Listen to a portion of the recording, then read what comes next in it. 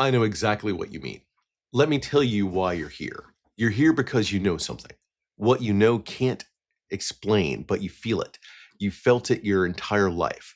That there's something wrong with the world. You don't know what it is, but it's there, like a splinter in your mind, driving you mad. It's a feeling that has brought you to me. Do you know what I'm talking about? I'm Chris Bybee, And I'm Eddie Webb. and today we're here to talk about The Matrix.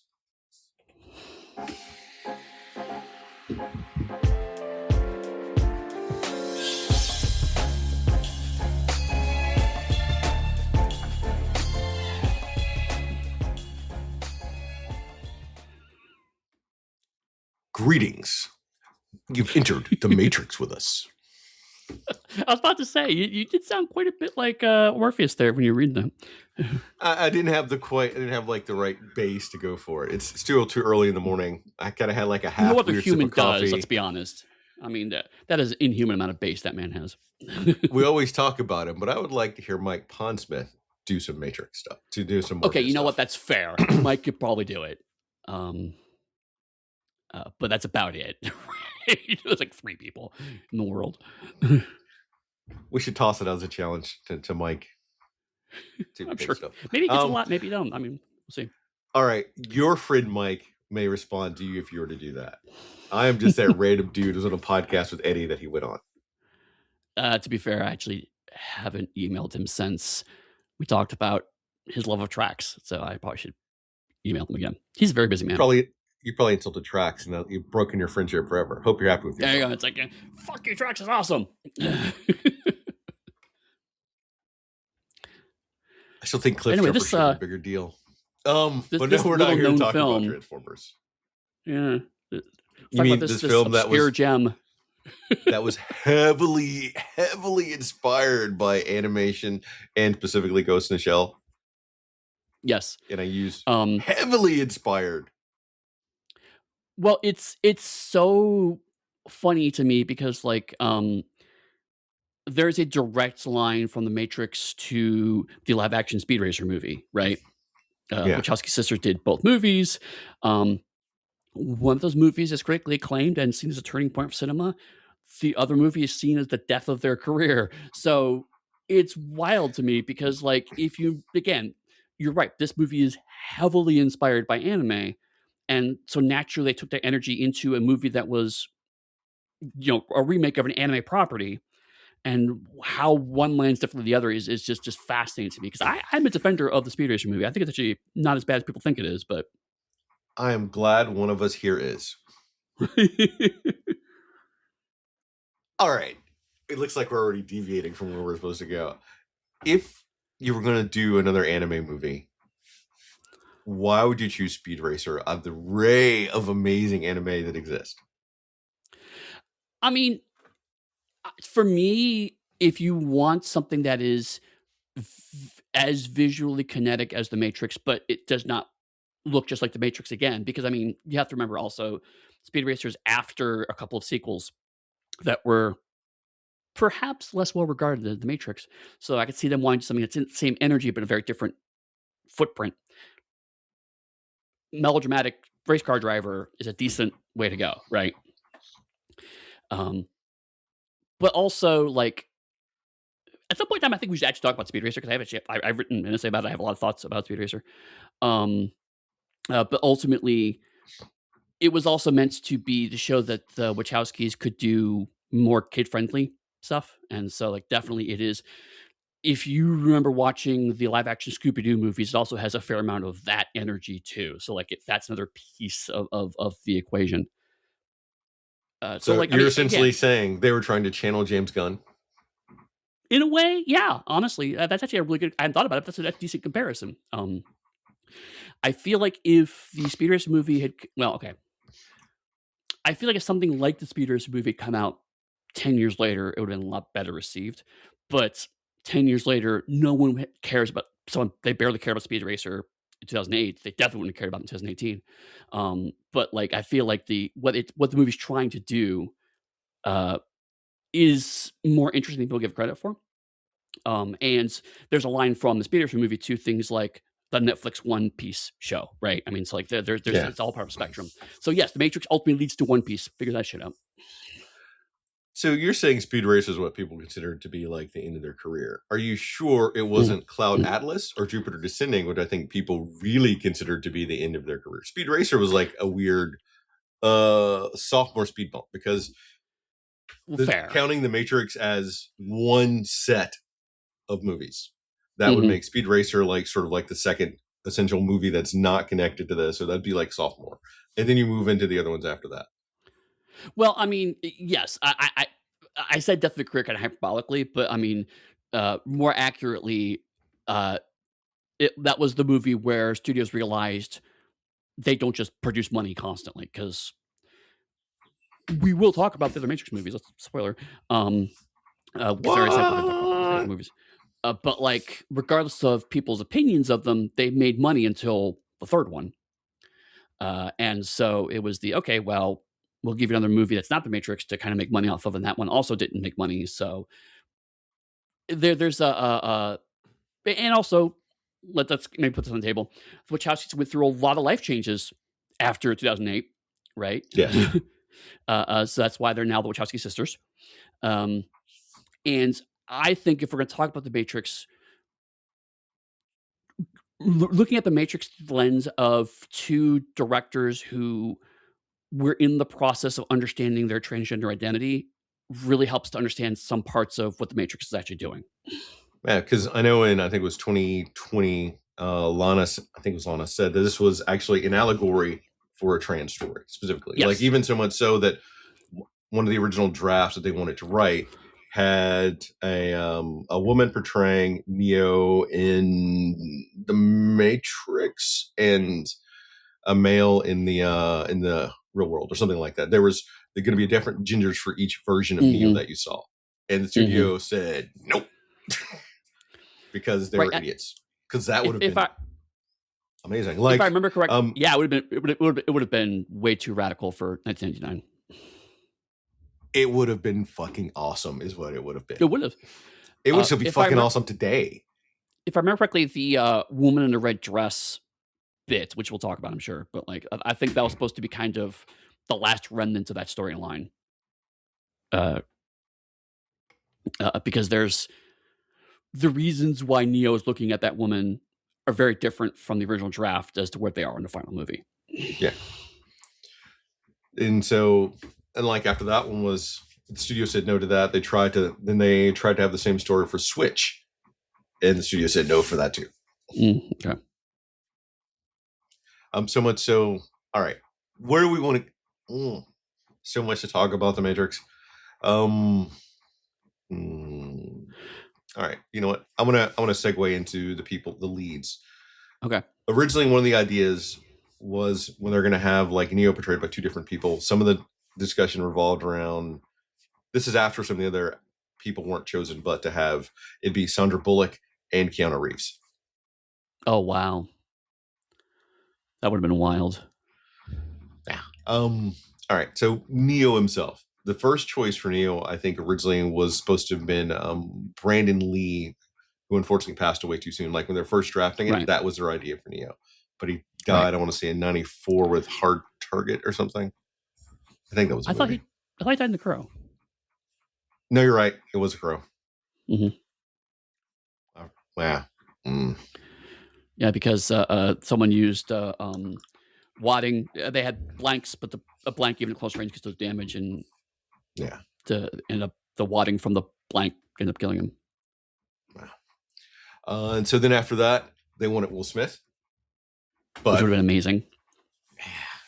But that didn't happen. Instead, Will Smith went on to make the most beloved of movies, Wild Wild West. Then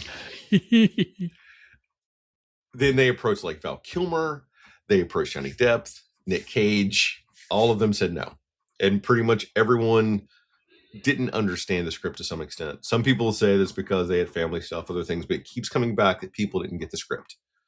In the end, the studio really pushed Keanu, I think, because of speed. And so they're like, okay, these are due. Okay.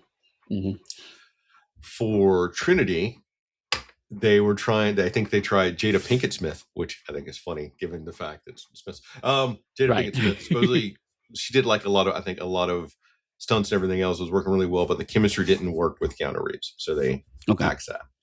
Then it was Janet Jackson, Sandra Bullock. Who else? Talked to a couple of other people too, and it came around to Carrie-Anne Moss. Carrie-Anne, sorry, I said Kate. I mean Carrie-Anne. You thinking Kate Winslet? I think Kate Winslet. No, I said Kate Moss. I was thinking just different Moss. Are you thinking about running up that hill, Eddie? I know it's Kate Bush, but I just want to talk about Kate Bush. Maybe. Close enough. Yes, and it's interesting to talk about the leads because, like, there are, with the exception of Keanu, a lot of the people in this movie, and Lawrence Fishburne, actually, a lot of the people were like just on the cusp of breaking out in their career. Huh? I said Lawrence. I mean, as I understand it, like it's 30 years ago, but I mean, I don't remember Carrie-Anne Moss. Keanu was coming off Speed. Before. Well, I said except for Keanu and Lawrence. I said except for Keanu and Lawrence Fishburne. All right, I was. But even then, like even Keanu, yes, he was big, but like this was also a shift into, you know, a different stage in his career, right? He becomes a slightly different actor after the 90s. You know, he gets more dramatic roles after this, stuff like that. So like it's interesting to see kind of the flux and flow of things like that. Lawrence Fishburne is still doing amazing Lawrence Fishburne things, so you know that's what it is. But are you forgetting about Keanu? Keanu in Much Ado About Nothing, I think that happened before this movie. I thought it was after this. I thought it was early 90s. Oh, okay, my bad. Then I am wrong. I could be wrong. I'm spitballing this one. I think it's early 90s. I'm not sure. His villainous turn in Much Ado About Nothing.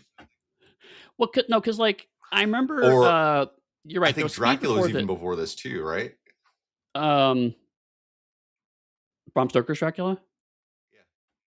Yeah. With Winona Ryder and Keanu. No, now that you say that, you're right. Because I was just remembering like the one in the mid '90s where he's a surfer, federal agents, because Point Break. Point Break. I could think of the name of it. And then Speed, but Speed 2 came after this. But he wasn't in Speed 2. That was what's his nose? Oh, was Jason Patrick or somebody? I think. It is so sad that I know this. Johnny Mnemonic was right before this, I want to say. I think so. Yeah. But anyway, there was so I forgot his Shakespearean stuff. So that's on me. But what I was thinking of was that he had a lot of action lead roles up to The Matrix, and then not as many after The Matrix, because he did the 2 Matrix sequels, obviously. But then he seemed like he was getting more into dramatic roles after that. But I had forgotten he was doing dramatic stuff before then. So that's just a misunderstanding on my part. So I'm going to come back to this specifically, but I do want to take a sidestep for Morpheus. Like one of the people they thought about for Morpheus was they approached Russell Crowe, and Russell Crowe said no. Yeah. And I think I read somewhere they also thought about Val Kilmer as Morpheus too. That's weird. It's also, I mean, it's a bit weird because like as we're talking about this, like in my head, because like one of the things that I'm sure we'll talk about is the fact that there's a much higher rate of Black characters speaking lines in this movie than are typical for 90s action films. And I had always understood that was intentional, but it sounds like they kind of just wandered into these actors, these fantastic actors, but it sounds like they maybe weren't always first in their minds, which is interesting. I think that is accurate. Okay. And in the end, they got Lawrence Fishburne, who is amazing. And the only thing, even if you go back and you look at some of the interviews and stuff, the only person that understood the script in first read was Lawrence Fishburne. And he was like, your script is so smart, I don't think Hollywood's going to make it. Wow. Okay. So much so that people didn't understand the script, that they had them go and do homework, Eddie, before they could be in the film. Like, I take it you Yeah, know this like, beat.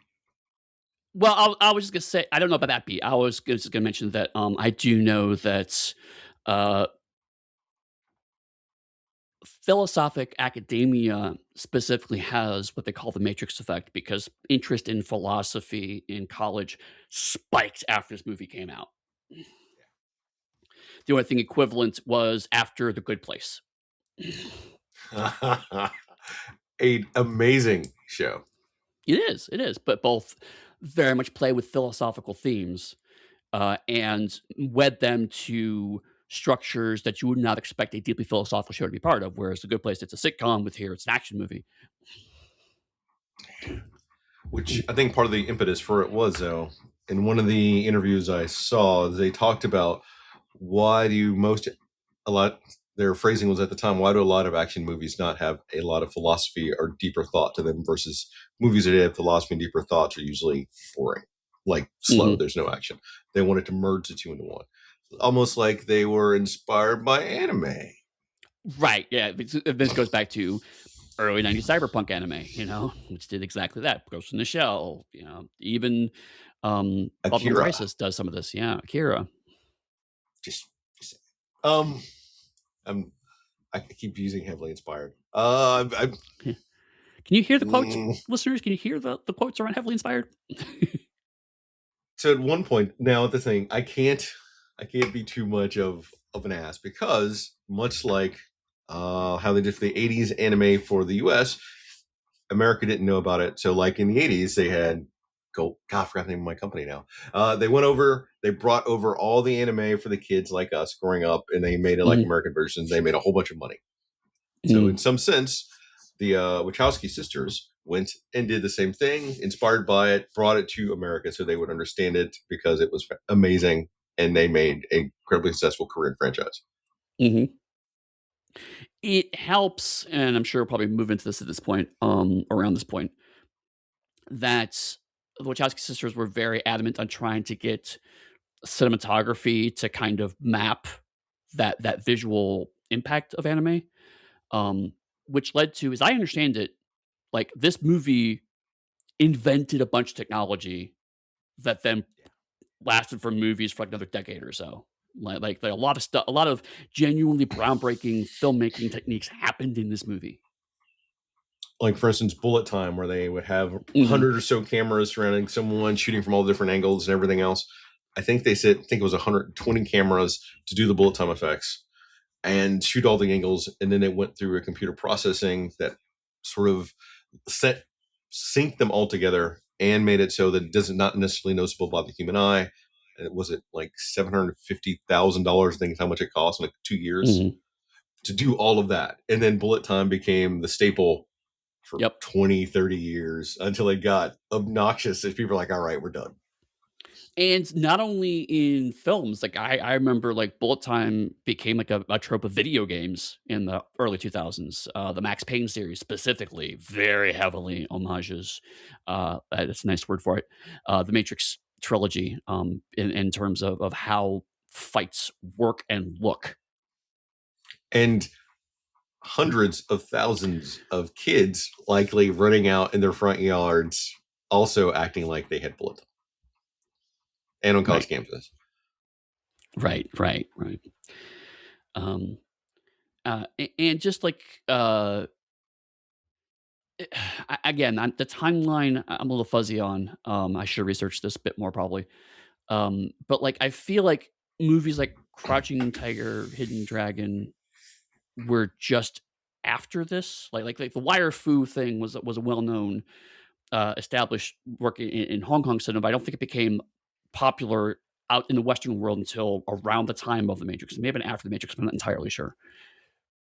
I think Crouching Tiger, Hidden Dragon was early 2000s. I So I thought think so. Okay. came out during that Matrix window. I think.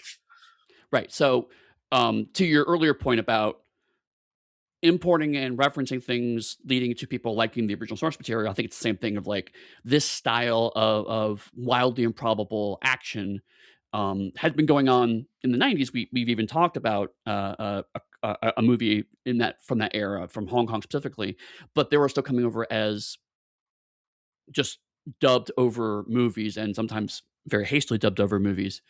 But it wasn't until after this, like, oh, this could be actually a big budget thing. And then, oh, okay, so that led to, like I said, the importing of actual Chinese and Hong Kong movies. And then after that, frankly, there's a line from The Matrix through that to how Marvel movies look now, Yes. You know what? I think the Wachowski sisters went out and they saw the GoldenEye sequel with Michelle Yeoh in it, and they went, ah! Yes, there you obviously. Go. I linked it back to James Bond too. One of the best James Bond, the Pierce Brosnan James Bond. I said it. Fight me, bud. No, it's actually funny because now that you say that, like, it's weird that James Bond hasn't picked up any of this visual language because the 2005 was Casino Royale and it didn't really do a lot of this style of cinematography. So that's interesting. I hadn't thought about that.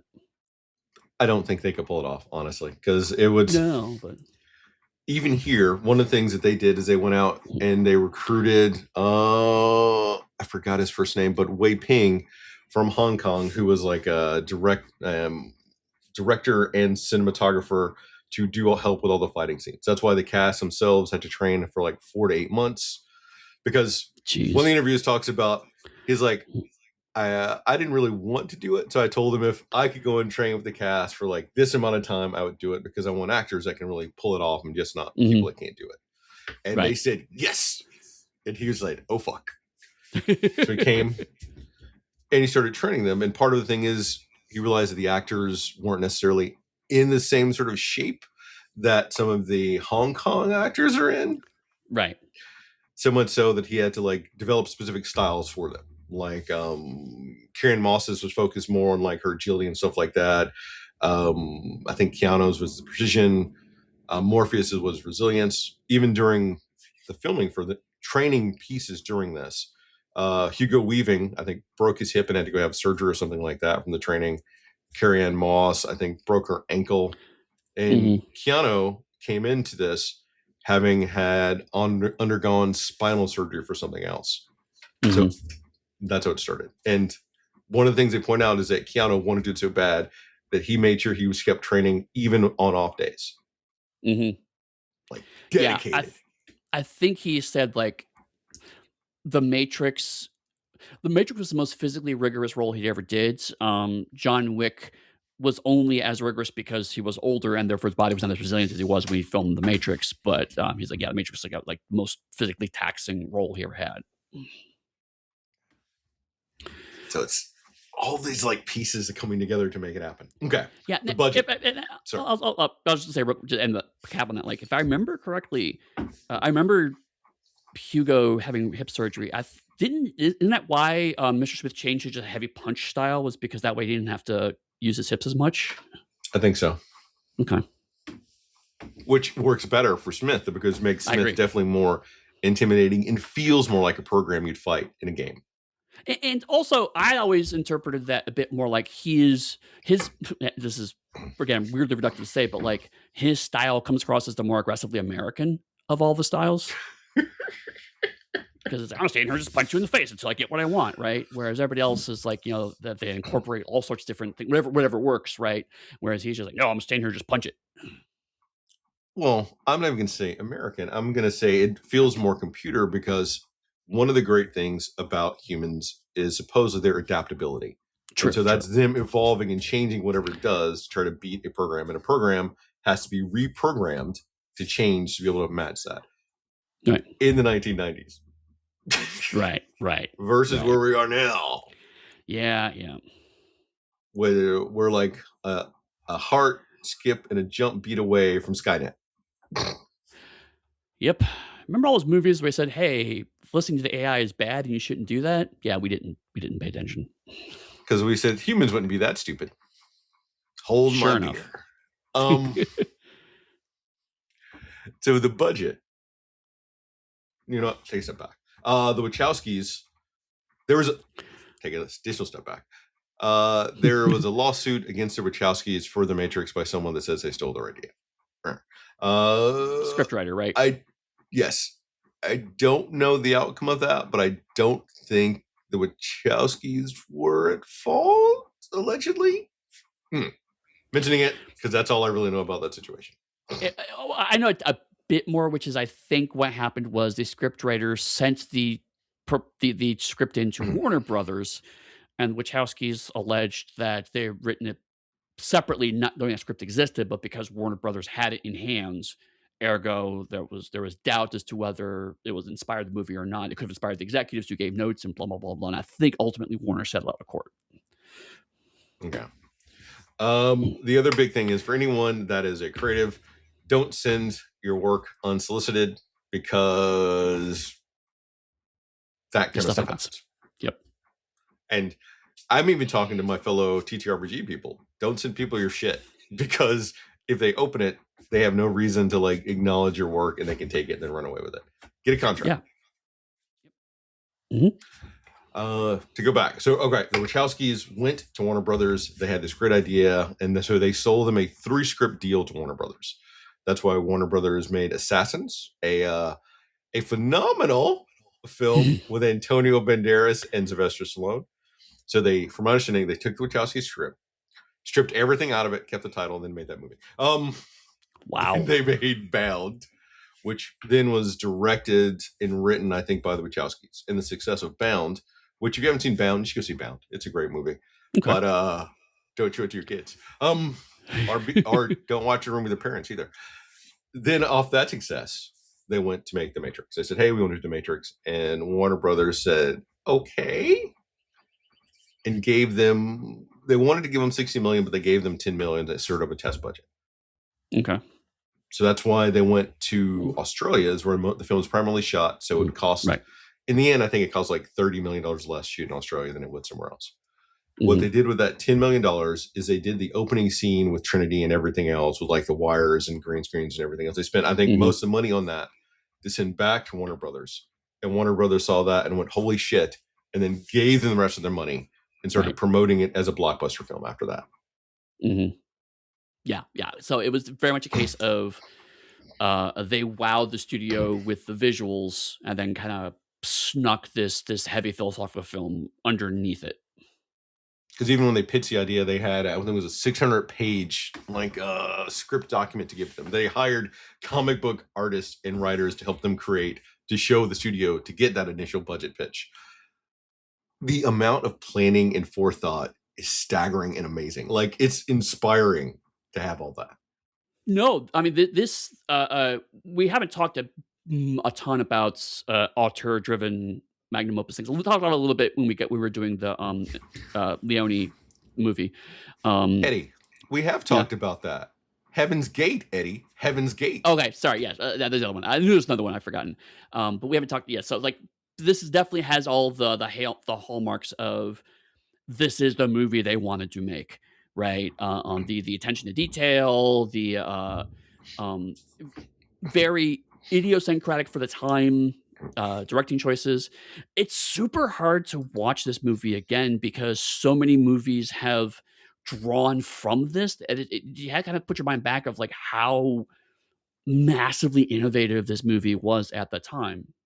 You know, it's a bit like arguably going back to like a Ford Western movie and going, wow, this feels very derivative. It's like, no, it's because all the movies were homaging these films, you know? It's almost like going all the way, not even forward, but jumping ahead about 10 years and Aronofsky's script version of Dune that inspired things for decades afterwards, or Star Wars that inspired technology and things for decades afterwards. Yeah. In science fiction specifically, there are a few watershed films that people talk about, and Star Wars objectively changed the direction of science fiction as a genre at 1979, and The Matrix did the same thing. Not as much across the board, but even like you said, comic books were a heavy piece of the look of The Matrix, but then The Matrix then went on to change how comic books were drawn and paced. So like, and even video games, like I said before, you know, not only just bullet time stuff, but just how video games became much more cinematic as a result after this, partially because technology, there's another boost in technology right around, because this is right around Xbox release, and so Xbox kind of helped push the technology forward.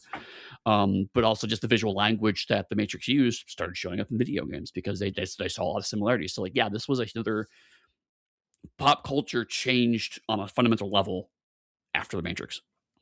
In one of the films that they specifically reference, they say for inspiration for them, and I mentioned Star Wars just because Star Wars helped change like the genre and technology and everything else, but they don't mention Star Wars. They mention 2001: A Space Odyssey. Oh, really? And to some extent, I think if Aronofsky had made his Dune, The Matrix is something that could have still potentially have been made. Sure.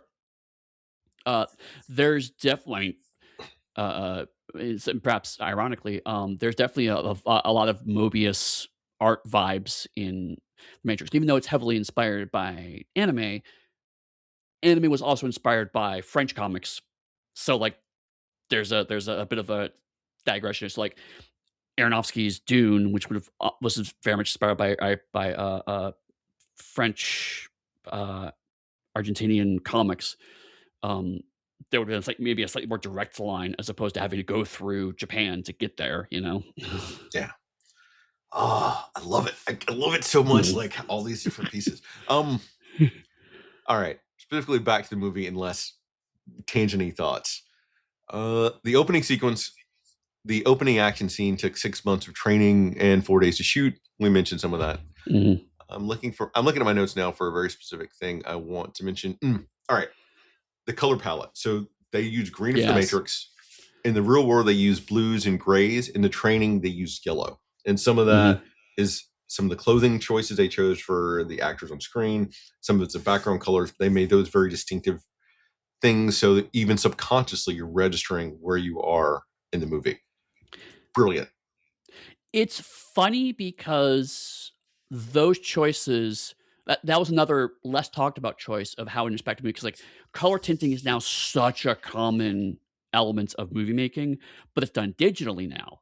And so like they just shoot the film normally and then color tints in post production. But you're right, like a lot of this computers weren't quite there yet, so it's all done practically, effectively. You know, it's practical effects in lighting and like you said, color choices, of clothing and set design that led to this color shift. So it's this weird case. The Dick Tracy movie did this too, where it's referencing. Hey, I won't defend the Dick Tracy movie, but it has some We're going to cover that. I'm going to tell you right now, we're going to cover that Dick Tracy movie. Okay, then I won't say too much more about it. But certainly it was Maybe another we'll pair it case with The of Shadow. We'll go Dick Tracy in The ooh, Shadow. that would be a good choice. And by good I mean interesting to talk about. But the By the way, idea everyone, of me constantly interrupting Eddie and throwing out random ideas is what we're like also off air. This is how we yeah, come it's up true, with things. 100%. I'm sorry, go ahead. My Discord's a mess. But you know, so like the idea of shaping the color of what's on the screen to evoke an emotion in the audience or to help signpost what they should be looking at is not new. Um, but I think the Wachowskis of The Matrix did it to such an interesting level that it then again became heavily referenced and homage as a technique going forward. But again, it was mostly done digitally as opposed to practically. So you have this weird bit of like it's something that's very easy to do now, but it wasn't easy to do then. But if you don't think about that, looking back, it just looks like how movies are made now. It's like, of course, there's a green tint here and a blue tint here and a yellow tint here because we're so used to that, but it's actually not how it was done. Yeah. Okay. I guess we should try to move into the actual movie itself at this rate. The other big thing that I definitely want to touch on because I found it totally fascinating for no reason at all, other than it was just really weird, is that Keanu Reeves shaved his entire body and lost 15 pounds for the pod scene. Yeah. But I mentioned this specifically so I can talk about the stunt person testing the pod scene almost froze to death because the pod originally wasn't heated and they learned. No. And so when Keanu's was heated, so they like learned some stuff. Oh, wow. Whoa, damn. Listen, all right, last big note. In the end, they were about 2 weeks over what they were supposed to do for film wrapping, so it took 118 days, and they were like $3 million over. So they had a budget of 60 million. They That's ended not up bad. no, that's fucking phenomenal. Yeah. They ended up having like a $63 million budget for a box office of like $467 million in 1999. Yes. 1999 is the year that like Phantom Menace came out and a whole bunch of Yep. other films for competition. It ended up being, I think, the fourth highest ranked movie for the year and like the highest, I Yes. think, for Warner Brothers that year. I think like that's on the note page. I read that somewhere, so that's iffy. Yeah. Although weirdly, it is not the Matrix movie that has made the most money historically. We'll get there, but I genuinely thought this was the biggest money and it went downhill. That's not actually what happened. This was because, to your point, like 1999 was a lot of sequels, prequels, Yeah. reimaginings. This was a brand new IP no one had ever seen before, and it was the fourth largest film. So like that, in context, is huge. The sequel obviously is not part of an established franchise, and so that changes the direction of things. And Uh, expectations. right, right. So it was a movie that had more money. Well, we'll get there. We'll talk about that. But suffice to say, like it sounds like it's not. It sounds like a lot, but it's like it's actually even bigger than you think about it because even today, I don't know, movie like Sinners, for example, a brand new IP coming out of nowhere and making a shit ton of money is a novelty. Even if that money compared to other movies doesn't seem quite as high, it's because you have to take away the fact that all of those have expectations and momentum behind them. This movie didn't. This movie came out of fucking nowhere. And unlike Sinners, though, there were not a lot of journalists coming out trying to diss the movie from the start, so it would get less sales, so it would be unsuccessful. To the degree that Sinners got, you're absolutely right. I do believe there was some sabotage of the movie initially. Um, but I'm hazy. No, I'm sorry. I take it back. It was sabotage of the movie after it launched. There was a lot of protests against the movie, particularly from fundamentalist Christians. Uh, I bring it up because that is going to be a relevant plot point as we go on. What Jesus? What are you talking about, Eddie? Jesus is exactly what I'm talking about, and we'll get there. Yeah, I think that's good. You know Yeah. what? One more thing. I think it won 4 Oscars: best sound effects editing, best film editing, visual effects, that kind of stuff. Yeah, I don't think any of All the right. cast got it. It was all technical stuff. Yeah. Anything else about the background of the movie that we spent 40 minutes talking about? No, because we have to spend another 2 hours talking about the actual movie.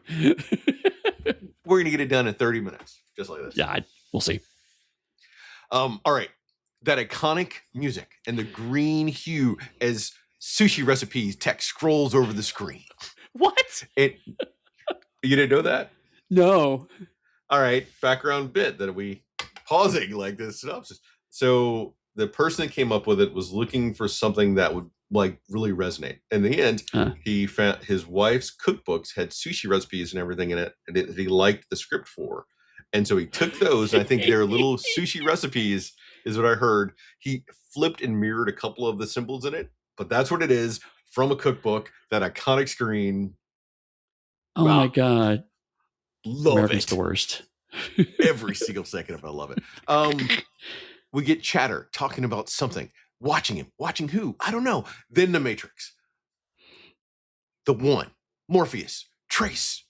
Then we're in a building with cops breaking down a door, guns drawn, a creepy as fuck federal agent talking to the popo downstairs. Jump into an action scene. Trinity kicking ass, running up the side of the wall.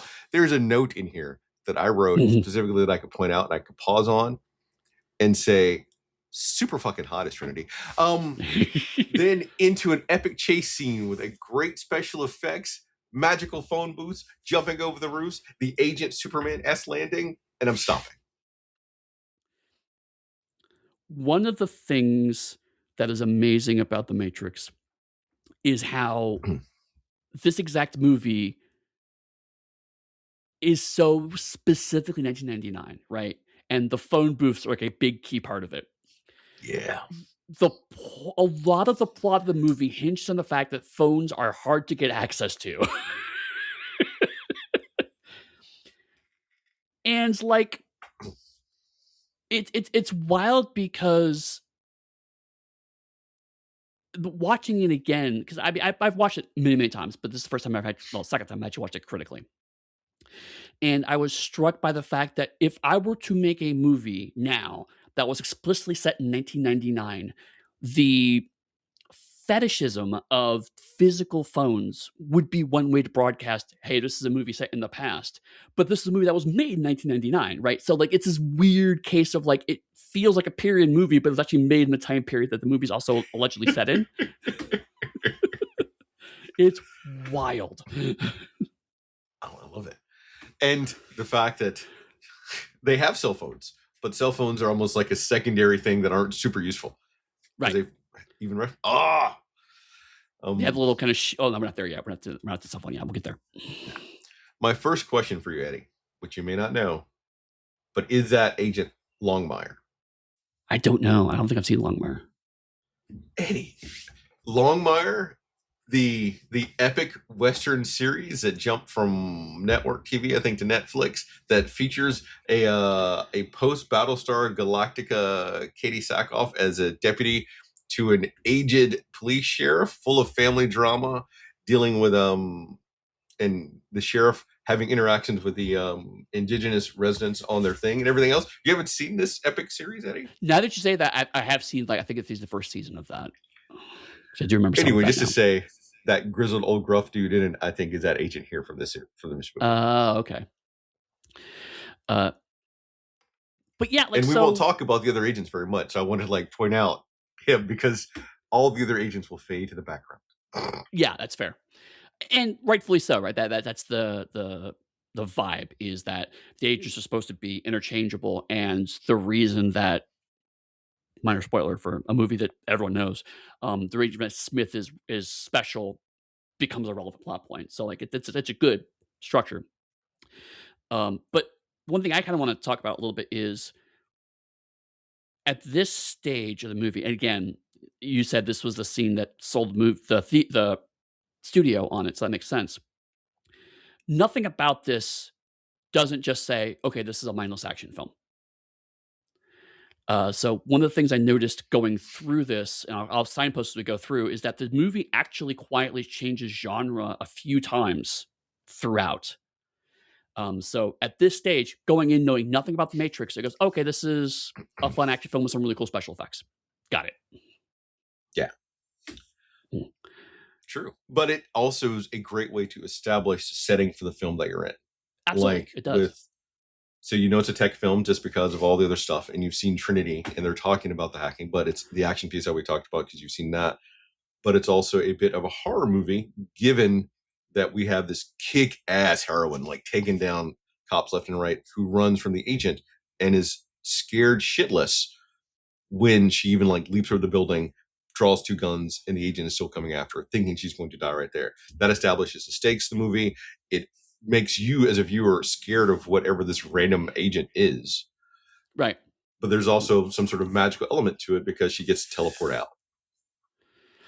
Right. Yeah. So like, we're not to the point where, well, I mean, like we're a year away from where superhero movies become a little more ubiquitous. So, but it has all the language of a superhero movie in retrospect. But that's why I kind of said it's more action film. But like characters in the scenes are explicitly saying that's strange. Like, you know, making it very clear this isn't exaggerated action to tell them, no, inside the fiction of the movie, these things are not normal or natural. So I'm trying to figure out that, all right, you say that superhero movies aren't around yet.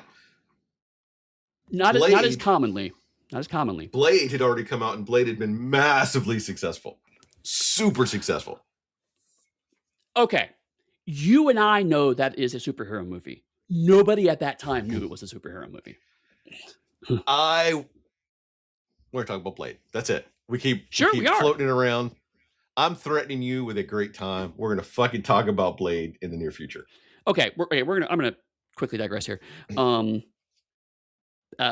with you in the sense that Blade is a superhero film, to the point where I have pointed out to people that Blade directly inspired chunks of Vampire the Masquerade, and therefore Vampire the Masquerade is ultimately a superhero game, which gets me no friends on the internet, let me tell you. It's true. Eddie, I played Vampire the Masquerade.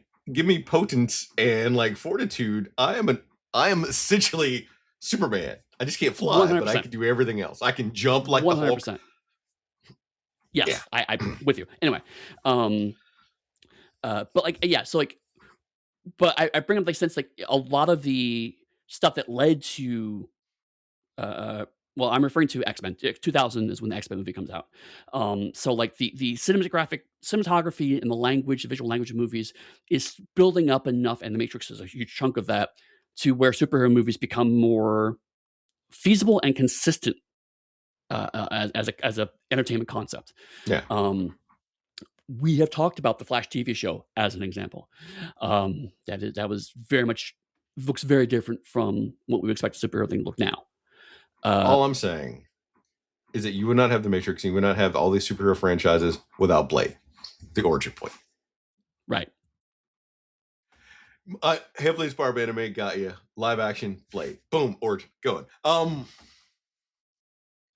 Anything else about this before I move on? Nope, go ahead. In 1999, in an unnamed city, Thomas Anderson, a computer programmer known as Neo in hacking circles, delves into the mystery of the Matrix, bring him to the attention of a hacker known as Trinity. She tells him that the damn it, I can't do it. Morpheus can answer all of Neo's questions. At his workplace, Neo is pursued by agents led by Agent Smith, while Morpheus somehow is able to observe all their motions and attempts to guide Neo through the building until Neo chickens out of a rooftop scene and surrenders and captured by the agents. Right. Another thing I like about The Matrix is that it is so clearly, like we said before, referencing late 80s, early 90s cyberpunk, although it's not actually a cyberpunk film, right? But that scene of him, of that lone hacker who's selling secret software to people for thousands of dollars is like, okay, that is peak early 90s cyberpunk of people who don't actually know how computers work. 100%. I love it. Because like, okay, we should go party, man. We should go to the secret guy and give him money and get the mini disc, which is another great moment.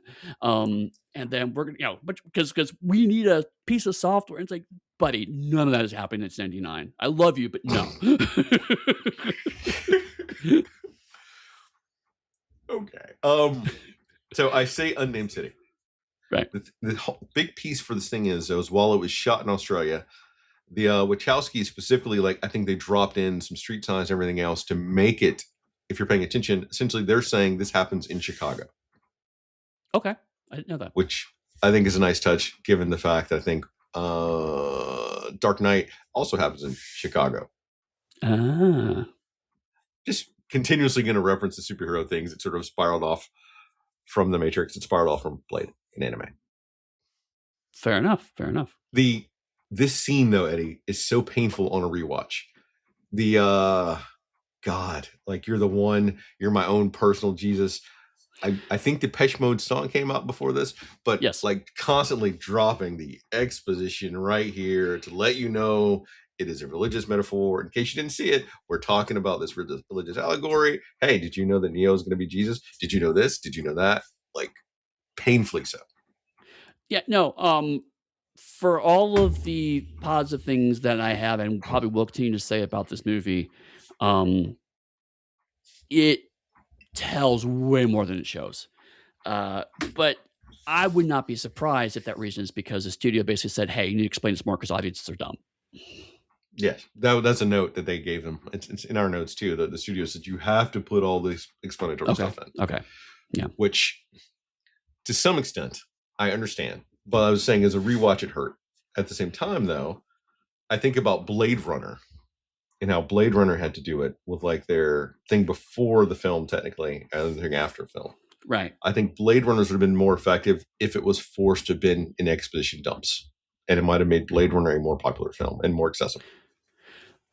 Now, what's interesting is that in Blade Runner's case, a lot of that stuff has been since then pulled out of the movie, right? The director's cut, not entirely, but to a large extent, takes a lot of stuff back out and puts different stuff in, right? But Yeah. a lot of people think the movie is stronger as a result.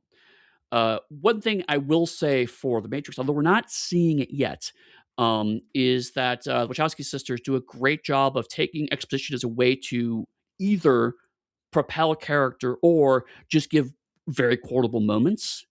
So now it seems almost impossible to remove a lot of that exposition from the movie. Like you can't remove the red pill, blue pill moment from the movie, even though it is heavy exposition, or even the moment right after that.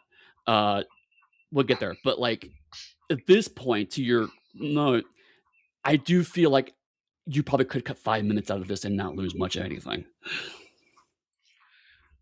Oh, see, I'm torn because I know I even started by saying it was a lot, but I'm trying to think of 1999 audiences, literally, who are going to see sure. going to see Phantom Menace. And Phantom Menace, also heavy exposition, heavy exposition, but also super kiddie, like kiddified. Yeah.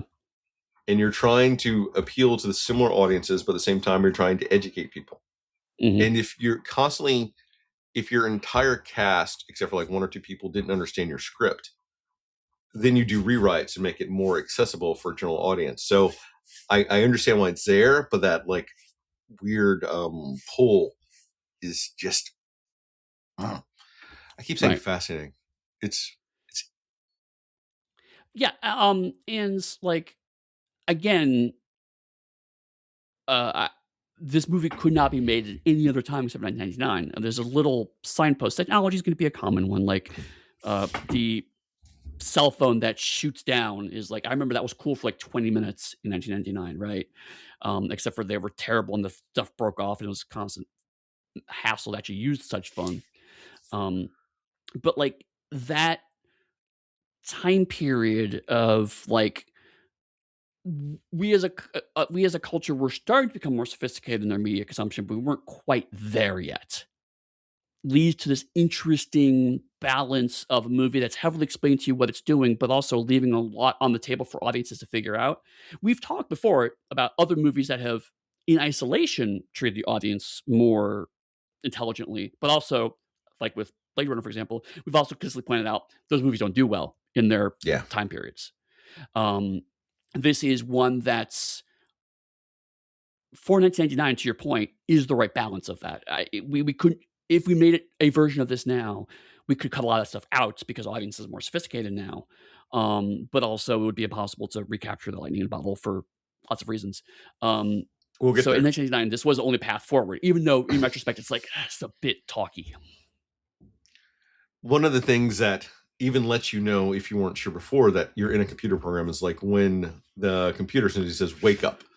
Mm-hmm. And he wakes up with no sound or no music or anything else associated with it. So like that in itself is a clue. I'm not gonna say subtle. It's like a clue. Right. Because we're now moving into a mystery movie on some level, or a conspiracy thriller, probably more accurate. It's something weird's going on, and Anderson's in the center of it, and he's being chased by shadowy government agents. Again, this is like a few years after the X-Files, so that's also landing very specifically in 1999. I think David Duchovny's old name was also floating around to be Neo, but that would have been a totally different thing. Oh, that would have been so weird. Do you think the woman with the white rabbit works with Trinity or knows Trinity, or do you think that it was just them observing, knowing that she was going to turn to show him the rabbit? I think it's B. I feel like, well, that's a good point, right? Because like, I say because that was always been my understanding is that they just projected how the algorithm was going to go, and then kind of based on that. But in rewatching it, I remember being struck by how performative her arm movement is. Yes. So and maybe she doesn't turn until he says, "I'm not going to go," and then she actively makes a turn. Right. And it's.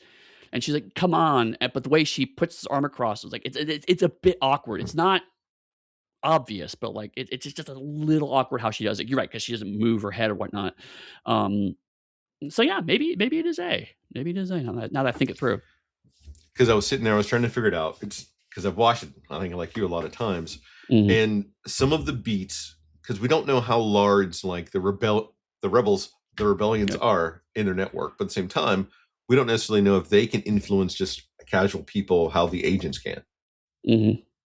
Which then becomes a whole other discussion. If they can influence and change people to some extent within the Matrix, where does that control line go?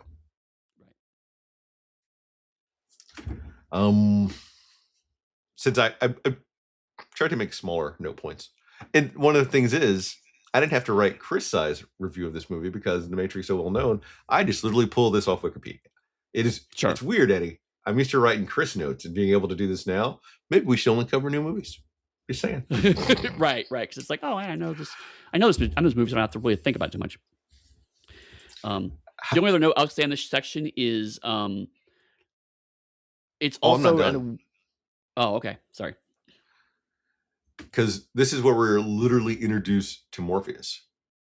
Like that's Oh, true. Okay. I thought that was the next section. All right, yeah, good point. Let me double check. One of the things pulling it from Wikipedia no, it's not. Oof. The Morpheus bit here. Oh, that's his voice. Yeah. Yeah, that fucking cell phone. Okay. When Trinity and Neo meet, do you automatically assume, because you're a movie watcher in the 90s, that they're going to be a couple? Yes, sadly I do. All right. No, the only thing I was going to mention was again, both a timely reference, but also something that'll be relevant for future discussion. The mundanity of working for a software company is something that's starting to become a reality in 99, right? Even 10 years before this, making software was something that was seen as kind of a niche job, guys making it in their garage or over desks or whatnot. This is a post-Microsoft world. So, like, yes, you could have guys sitting in cubicles wearing suits making software, and that is a viable thing.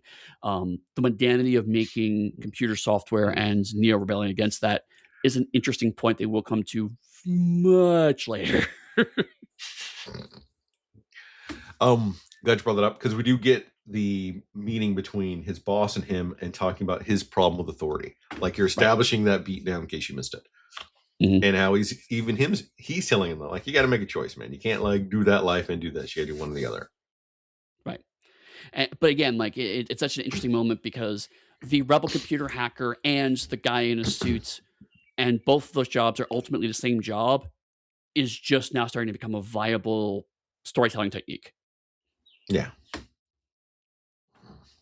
The agents interrogate Neo about Morpheus, but he refuses to cooperate. In response, they enter body horror by sealing his mouth completely shut, implant a robotic tracking device into his tummy. Neo awakens at home, believing the encounter to have been a nightmare, until Trinity and her allies pick him up on the street and they remove the device from him with the greatest suction thing retro tech in the world and take him to Morpheus. In the rainiest city ever, rain beats down on the car. Rain beats down on them. Rain, rain, rain, rain everywhere. Morpheus offers Neo a choice: a red pill to uncover the truth about the Matrix, or the blue pill to return to his normal life. Taking the red pill, Neo is overcome with some sort of weird mirror-esque effect, like from the Invisible Man TV show in the early 2000s. And then Neo awakens in the real world, submerged in a mechanical pod and connected to invasive cables. He sees countless humans similar to his own encased, and he makes his sanity check. Then he's ejected from the structure and rescued by Morpheus aboard the hovercraft, the Nebuchadnezzar. Right. Eddie, do we need to talk about Morpheus and dreams and the Nebuchadnezzar and all this stuff? I mean, again, it's ham-fisted if you know about these things, I suppose. But like, it's that chunk you talk about. The movie plows through 3 different genres. Right? It goes through horror, takes a pit stop at surreal, dream logic, and then ends with hard sci-fi. In like the course of 10 minutes? It's like they read some Philip K. Dick. Yes. Yeah, I was about to say, like, it's very it's postmodern in the sense of we're now, as an art form, figuring out that we can take bits and pieces from other structures and combine them together and find they still hold together. And this is one of the more explicit elements of that. But again, it's structured very well because what it's doing is, here's 5 minutes of this genre, 5 minutes of this genre, 5 minutes of this genre, 5 minutes of this genre. It put them side by side. So that way, from this point in the movie on, they all start blend together. Yeah. Or well, I should say they don't blend together per se. They jump back and forth between them. Near the end, they sort of fully blend together. But like we're gonna oscillate between a bunch of them for a while. Um, and so from an audience perspective, it's I have enough trope structure to follow what's going on, but not enough to indicate what's actually going to happen next, which is really exciting. It's like I don't know.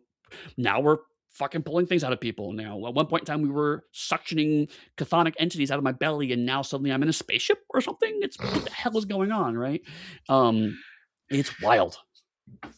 It's funny that you mentioned that because I'm thinking about now when people complain that for reviewers who complain that you can't movies that would do different genres, how they don't mesh together.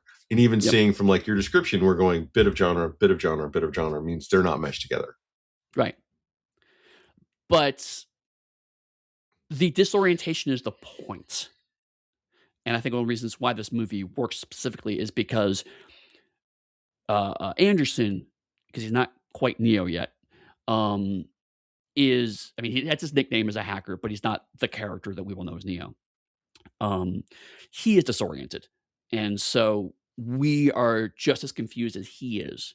And so one way to indicate that is to shift genres. And to your earlier point, it's also starting to establish the color palettes because by taking them separately, we can go, okay, when you see this color, it's this genre. When you see this color, I mean, it's not quite this genre. It's actually this location.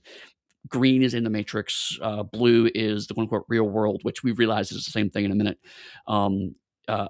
Yellow is training, and then no color is the space opera, Nebuchadnezzar scenes. So it's training the audience of how you're going to follow this extremely confusing movie. So yes, there's a lot of exposition, but also the movie is doing a lot of work to show you how visually, when you see these kinds of things, you know which space you're in because that's going to be really important for the final act. And the movie is doing a great job of showing you also who Agent Smith is. Even in this scene where he comes across somewhat mechanically when they're the people in the room, but the fact that he like takes off his shades and then sort of leans in, it's showing there's definitely a break and it's not necessarily machine. So you're getting Yep. those very solid beats and some of his annoyance with Neo as the conversation goes on. Right. All of that said, for talking about sophistication of the movie and the structure is great. There is also the pure teenage joy of how dumb Anderson's rebellion actually is, right? Because like this is very much what a teenage kid thinks rebellion looks like. I'm gonna be a secret hacker and make money on the side, and I'm gonna flip off the cops, tell them I get a phone call, and it feels very teenage perception of how rebellion looks like, right? Yeah, no thought about tomorrow. Yep, exactly.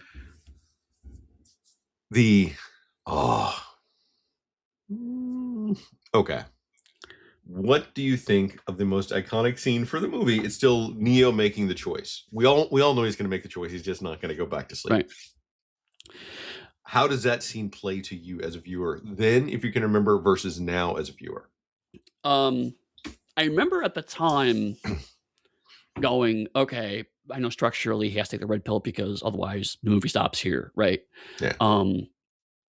But I would remember at the time how long it took me to realize that each lens of Morpheus's glasses were showing a slightly different thing. It took me a while before I caught that, which was a very cool moment because again, it's that things are not quite right. And it's been that the not quite rightness. It's really it starts off very obvious. You're jumping across rooftops, you're punching down into concrete, and then it becomes more and more subtle as we get to these scenes. But it's still there. It's still kind of we've now moved into its uncanny. Yeah. Now watching it, I can see the CGI, right? I can see the edges of it. I still like it. It's still great.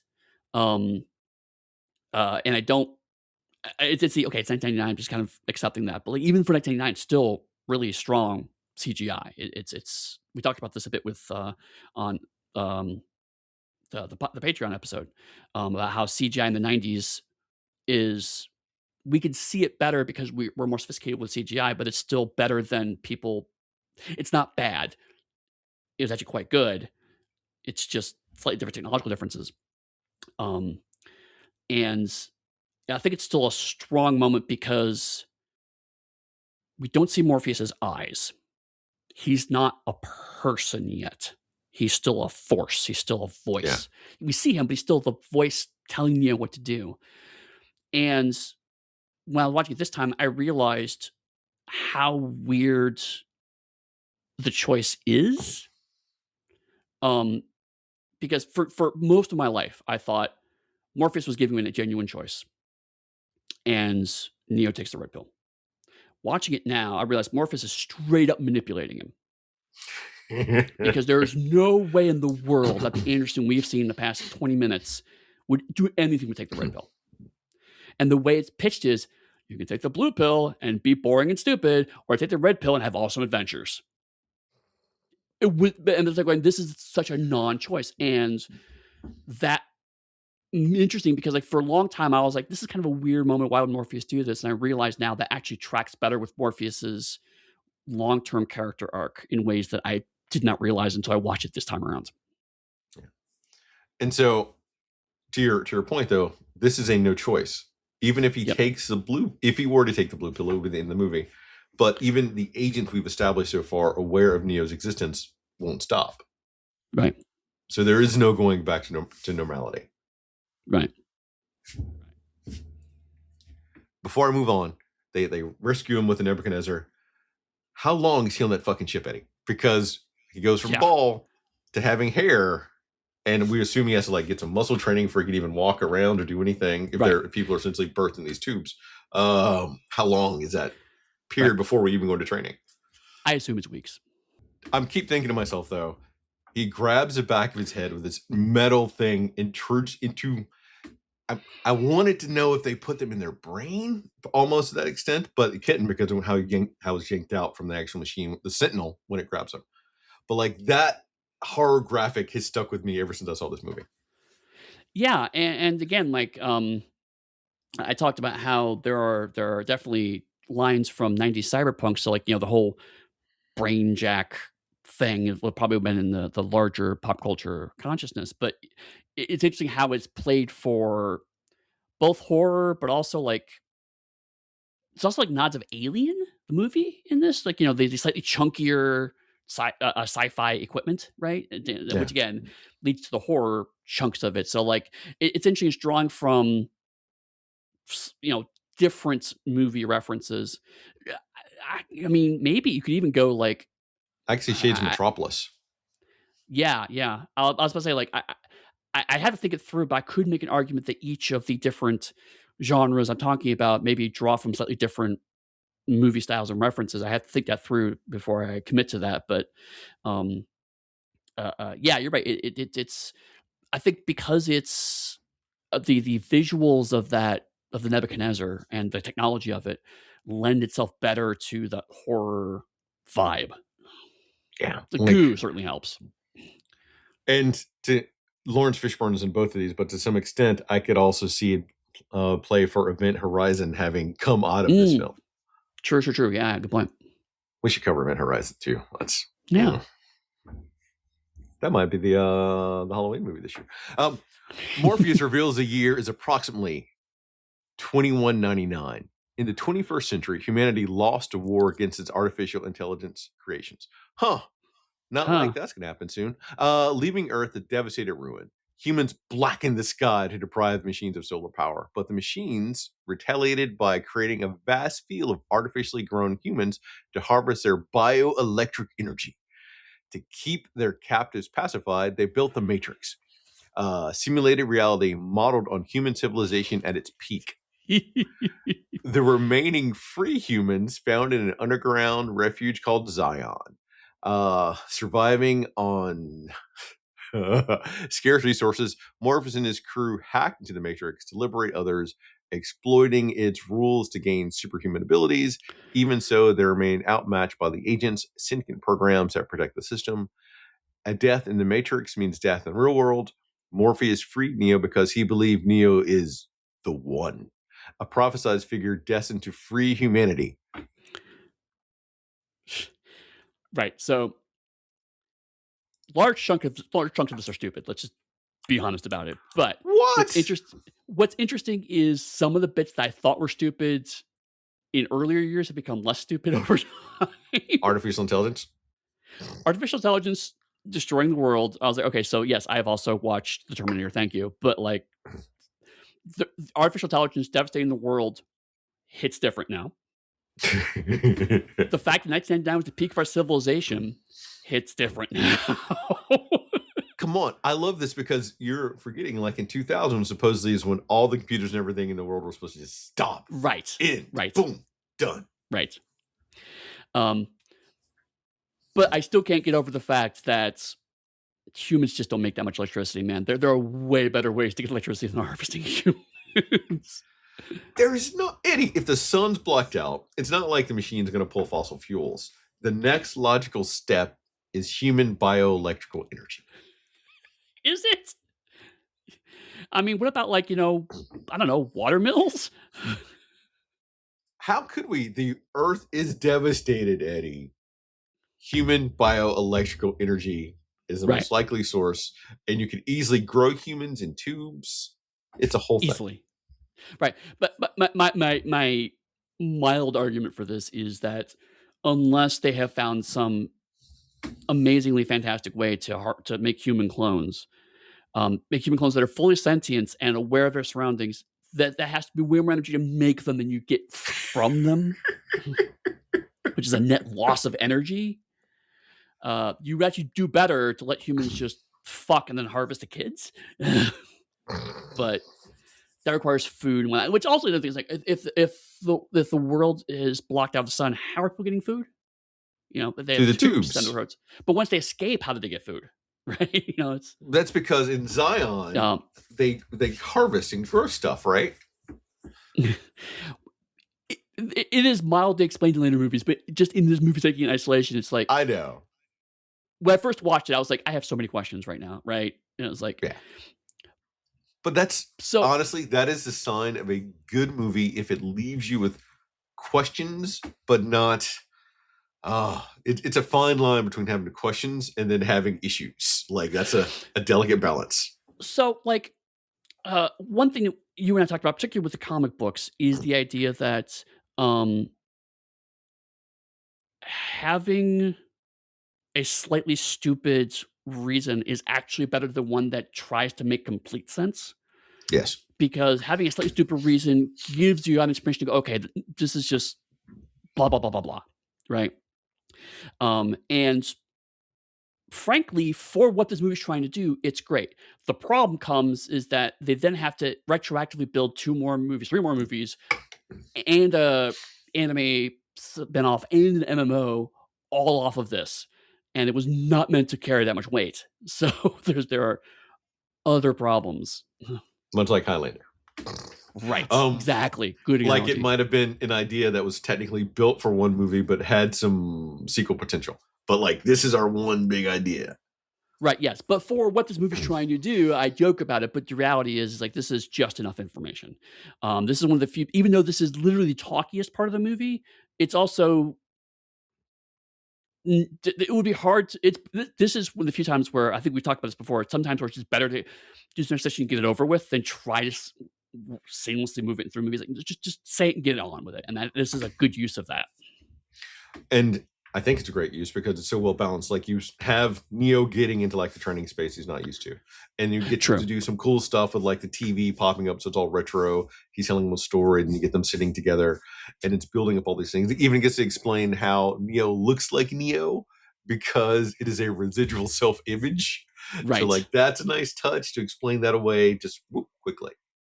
Mm-hmm. But even though you get a bunch of exposition dump, then you get to shift into, like, a gamified version of it, where they do tactical combat stuff together. Like, they're training in a fight. So you lose whatever boredom you may have had from Expedition, if that's not your thing, to get into a full-on fight and getting to watch them fight. And Neo able to learn a lot of information because you have him, like, downloading info that he's going to use. Mm-hmm. And they say for like 10 hours straight, more than anyone's done, implying that he's special.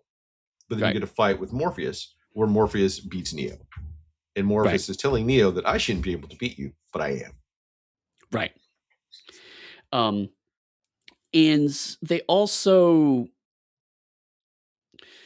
again, it's a slightly weird space of there's a lot of video game ideas here, but they don't use video game language because it's not quite codified yet, you know?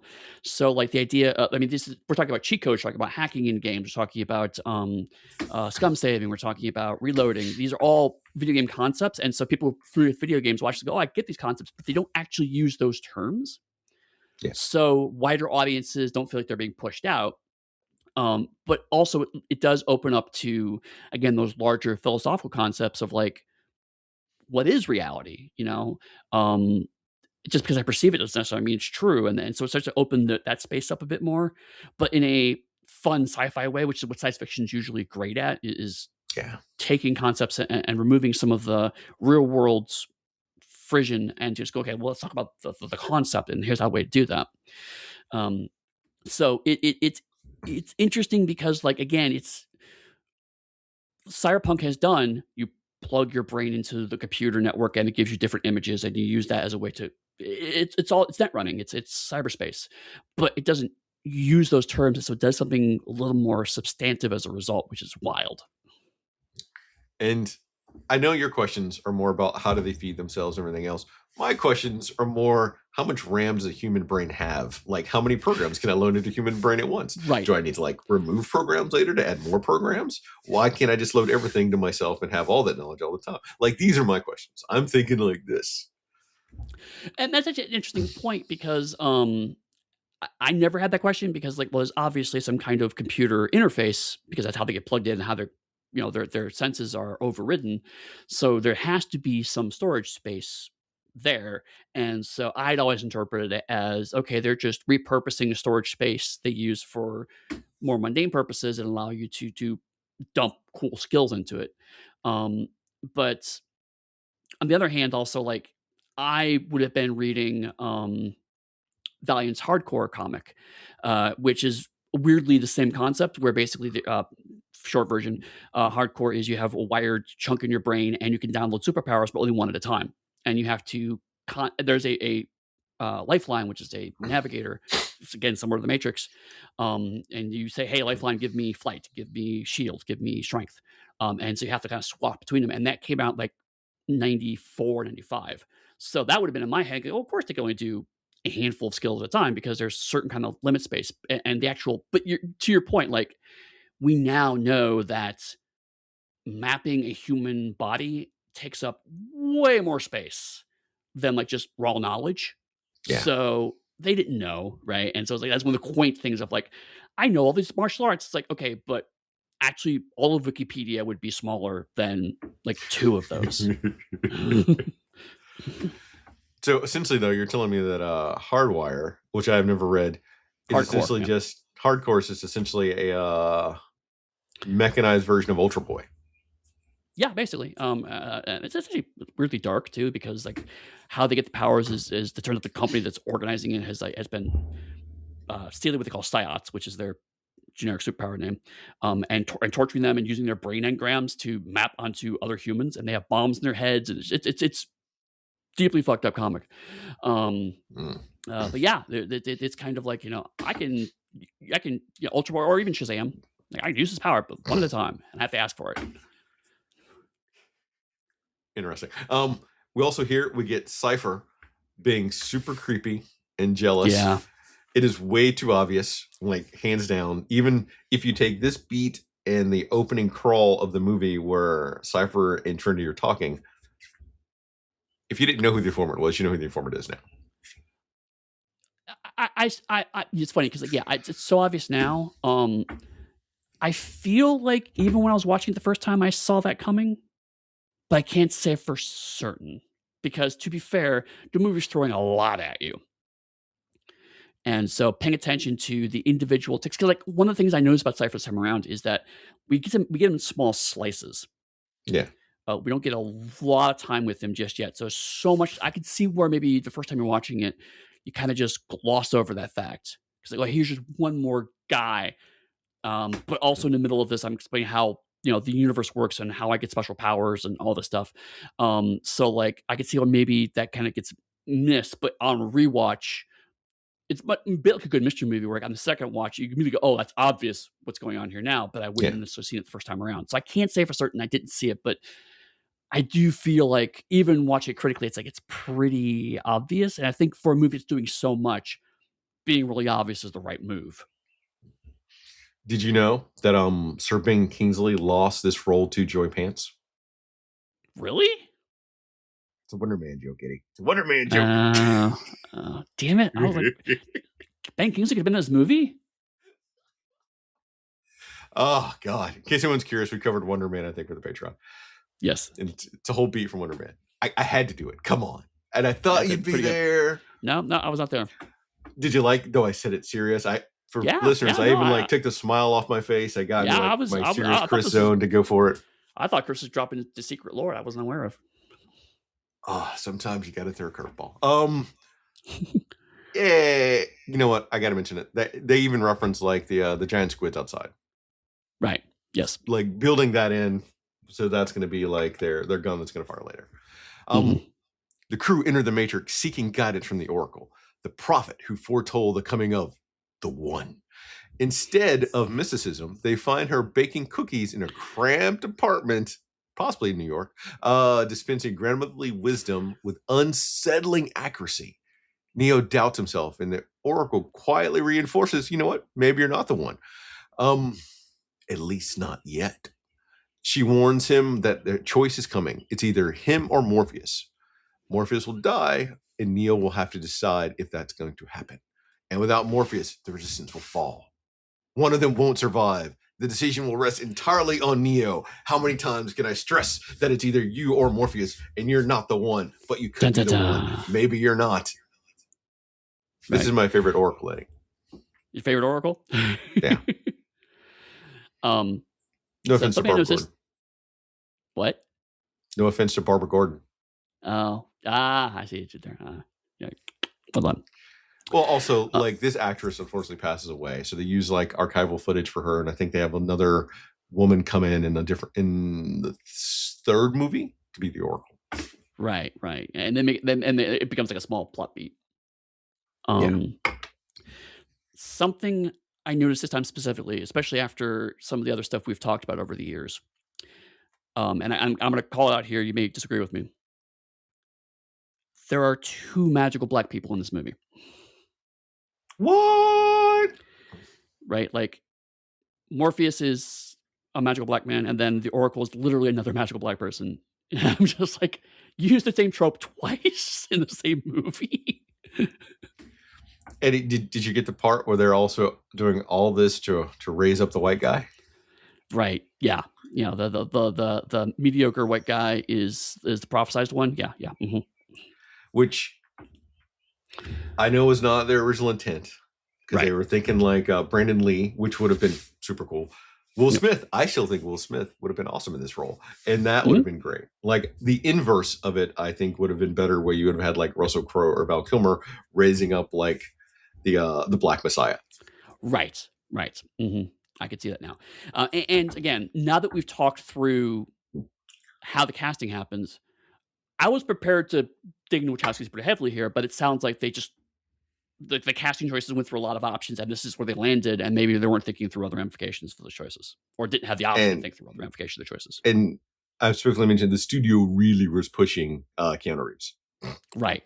So, I was prepared to be pretty harsh on this point, but I'm willing to roll that back. But it's still on screen. It is uncomfortable because it is the one magical black person handing off to a second magical black person. I was just like, oh, now I see it. Oh, damn. Yeah.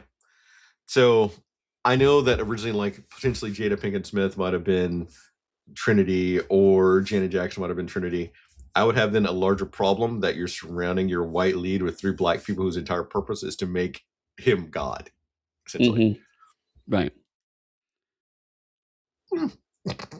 And also, no offense to Keanu Reeves, who does an amazing job as Neo, and I think without this movie franchise, Keanu Reeves would have likely have not had a career anymore. And from my understanding, Keanu Reeves is the nicest person on the planet.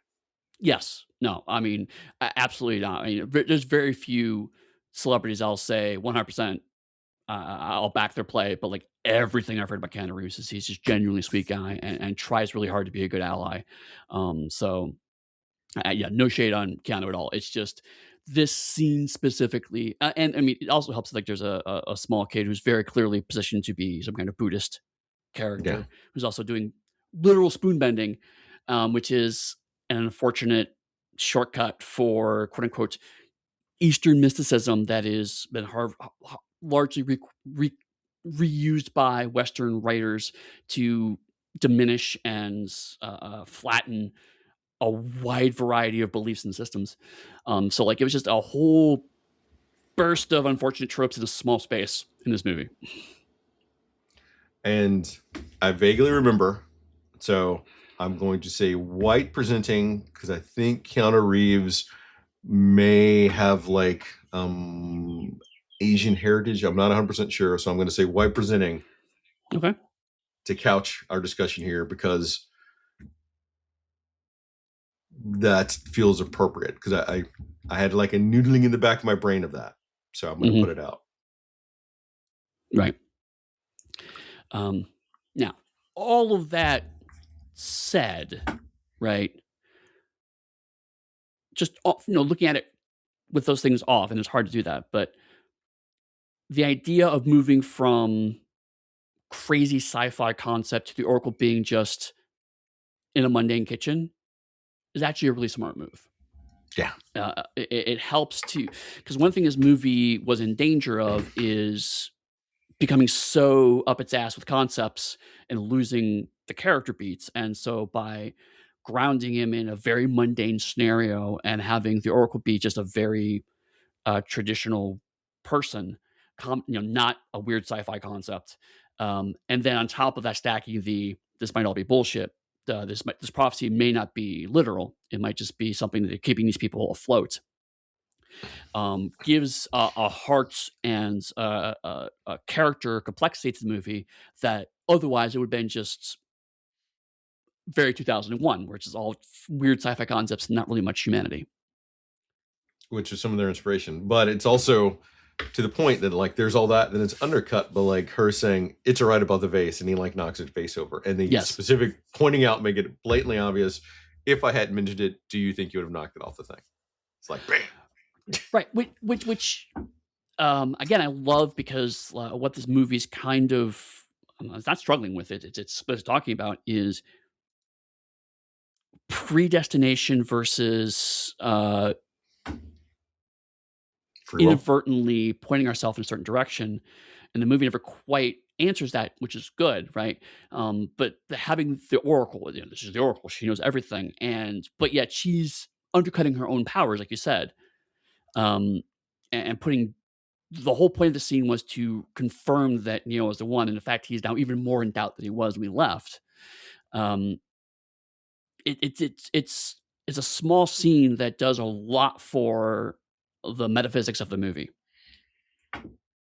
Because if you're in a computer and you're the one, it could have been very easy position is, okay, this guy's pre-programmed to be this archetype. It's like, no, we as humans are weird and diverse and can't easily be predicted. That's the whole point of why Smith is frustrated by us. So having a predestination flies in the face of the very thing that keeps us alive and unique.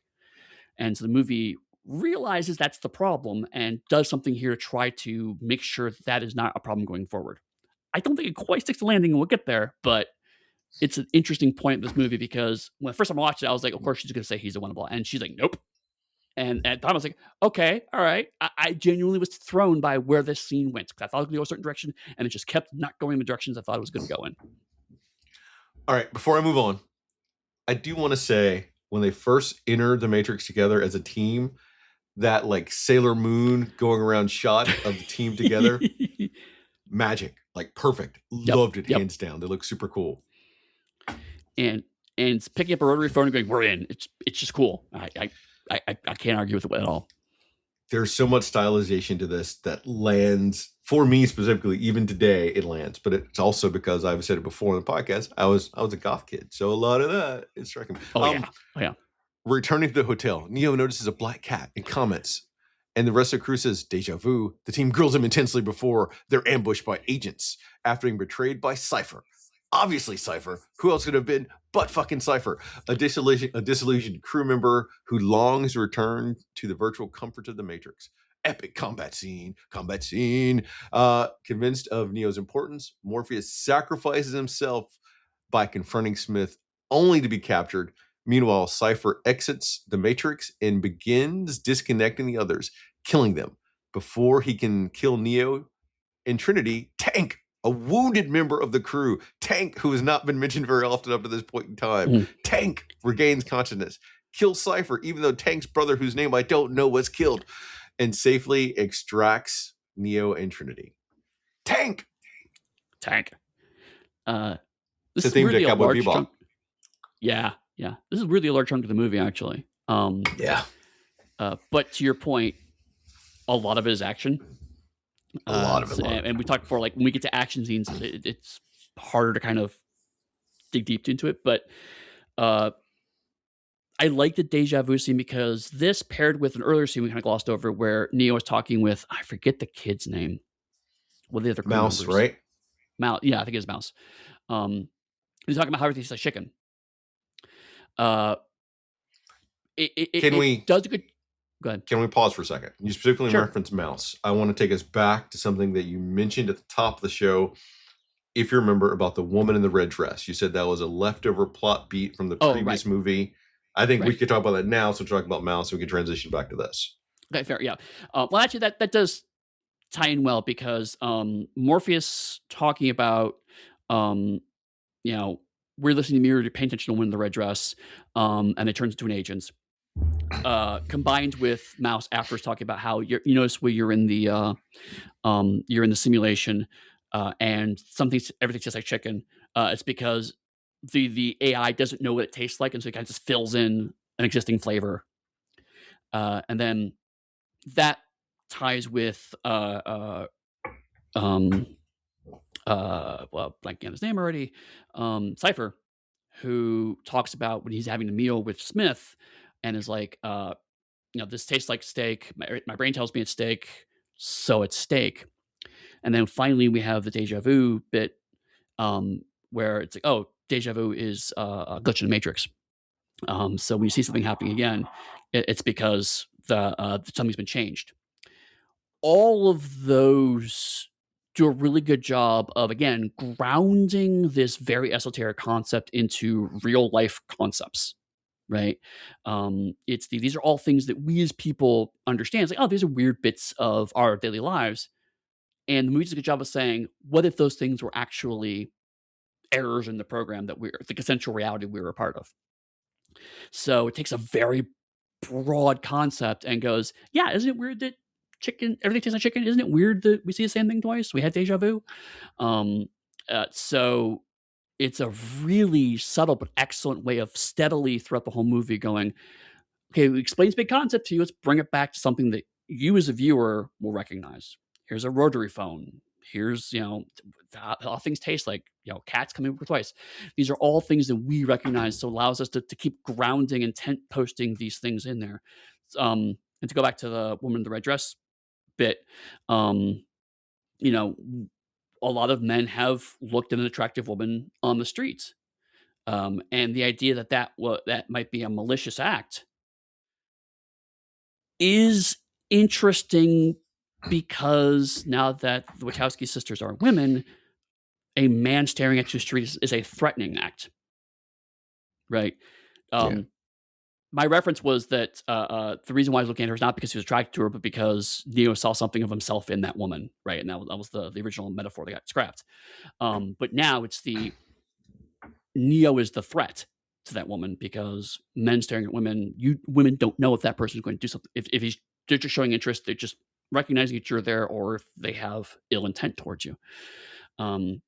So I'm bouncing around a lip, but I say all that because it's all pulling together the idea of these are all real experiences that even in 2026 we still recognize as these are things that really happen. Maybe not the rotary phone, but you know what I'm saying. And so we're able to keep on board these higher concepts because they're paired with things that make sense to us.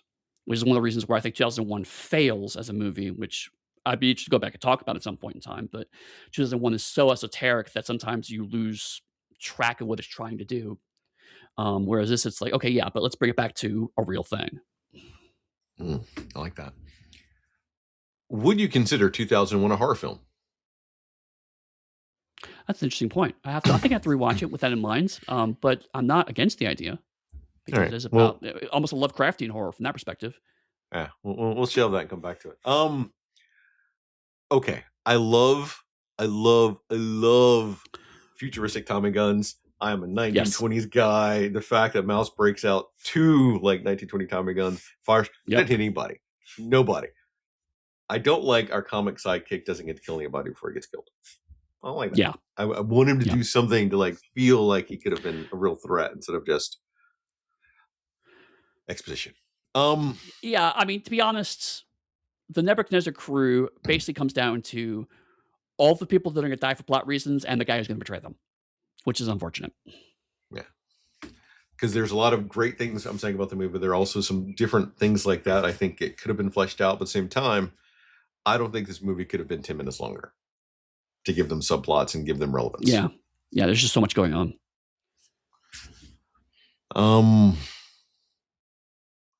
Did we need the Rodney King moment, Eddie?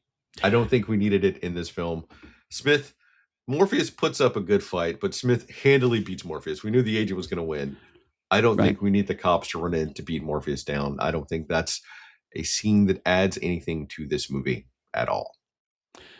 No, I agree. I feel like the intent was something more to Darth Vader striking down Obi-Wan, right? Of like the mentor gets beaten by the villain and that incentivizes the hero to take extreme action. But you're right, the movie lingers on it a little too long to be comfortable. And I suspect I could see an argument for that was intentional, make the audience comfortable, but I don't think it's the correct call. Yeah, not in this film. This feels like a case of, again, the script was written a certain way. They went through a lot of casting choices. They ended up on Lawrence Fishburne, didn't think through, maybe we should adjust the script based on this information. They just kind of rolled right into, we have to focus on inventing new technology and figuring out how to get the choreography to work. They didn't think through the ramifications of that. All right. The allegedly, potentially problematic writer who created American Gods, when that TV show came out, the first episode ended with a black man being lynched that it did nothing with. Shouldn't have been in that show because it did nothing with that other than try to ride off I'm going to using finger quotes hype of that moment to get more viewership. This feels like a lesser version of that, to jump on that black pain misery that does not resonate with me, and it still irritates me when I see it. And it's brief, but it's still there, and I know it's there. Which is frustrating because it's also Hugo Weaving doing some great work with Smith in the middle of that.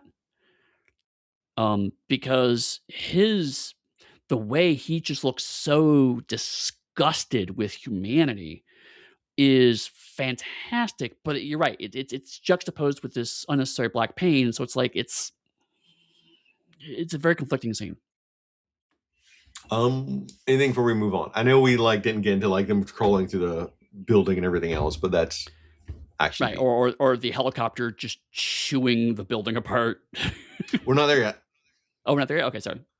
This is when they capture Morpheus. We haven't interrogated Morpheus yet. Okay. I'm talking about the cops they sent in that beat Morpheus at the very end of Hugo Weaving. All right. So then this is what you want. Yeah, I'm not there yet. Then the only thing I was going to mention then is Tank. There's a whole subplot there. I feel like it got cut or something because it just really feels like Tank says 3 lines, then gets shot, and then immediately comes back to kill Cypher. And the whole thing feels like we've written ourselves into a corner, So I think in future, the next time we talk about this, we're going to be talking about the Tank actor. I think there was some sort of rift that happened between Wachowski is in Tank, that actor, I think. Oh, I have a okay. vague recollection of that. That's why Tank doesn't show up anymore, and he's replaced with someone else. Okay. As Smith interrogates Morpheus, he exposition dumps everywhere with vile hatred and everything. And he talks about the first Matrix, a perfect world. But humans couldn't accept it. Instead, they had to redesign it to the peak of human civilization in 1999, full of strife, anguish, and utter frustration. Aboard the Nebuchadnezzar, Tank, Neo, and Trinity start plotting to kill Morpheus. As the agents can't obtain Zion's access codes, which would enable the machines to destroy the human resistance. Smith deploys the Sentinels to stop them. Neo recounts what the Oracle told him, and he's determined to rescue Morpheus. He tells him that he is not the one. Trinity adamantly denies that. Neo re-enters the Matrix with Trinity, who says she's going, or Neo can't go. Smith continues his villain-splaining as Morpheus until the pair arrive fully armed. The best fight scene in the entire movie, hands down. Why this movie works occurs in that lobby that was said to be destroyed anyway. They prime the bomb. As they go up to the roof, they encounter an agent who dodges all of Neo's bullets, and we get Neo doing bullet time. Trinity saves Neo with a quip before taking the helicopter down to save Morpheus, who escapes the Matrix with Trinity, but Smith intercedes Neo. Realizing his potential, Neo and Smith have a high noon moment before the fighting is equals. Neo kills him via the train. However, Smith resurrects in a new body and begins chasing Neo through the city. Right. So yeah, my apologies. This was the scene I was thinking of. This was of Hugo Weaving being really fantastic. So that was my mistake. But again, like this scene that you're talking about now, makes the other scene totally relevant. You get the still amount of hatred the machine have, but it's layered with the fact it's a white dude saying this inhumane things to a black guy. Like that is more powerful than your scene of cops beating on Morpheus. No, that's fair. When I was watching it, I was getting to the point where it's like, okay, it's a bit too much languishing on him being in pain. But to your point, if it cut the original scene, then this would be better, because as a piece, as a scene of itself, it is really strong. And you're right. Like, again, this is another case of science fiction being able to use a metaphor to talk about a real world thing.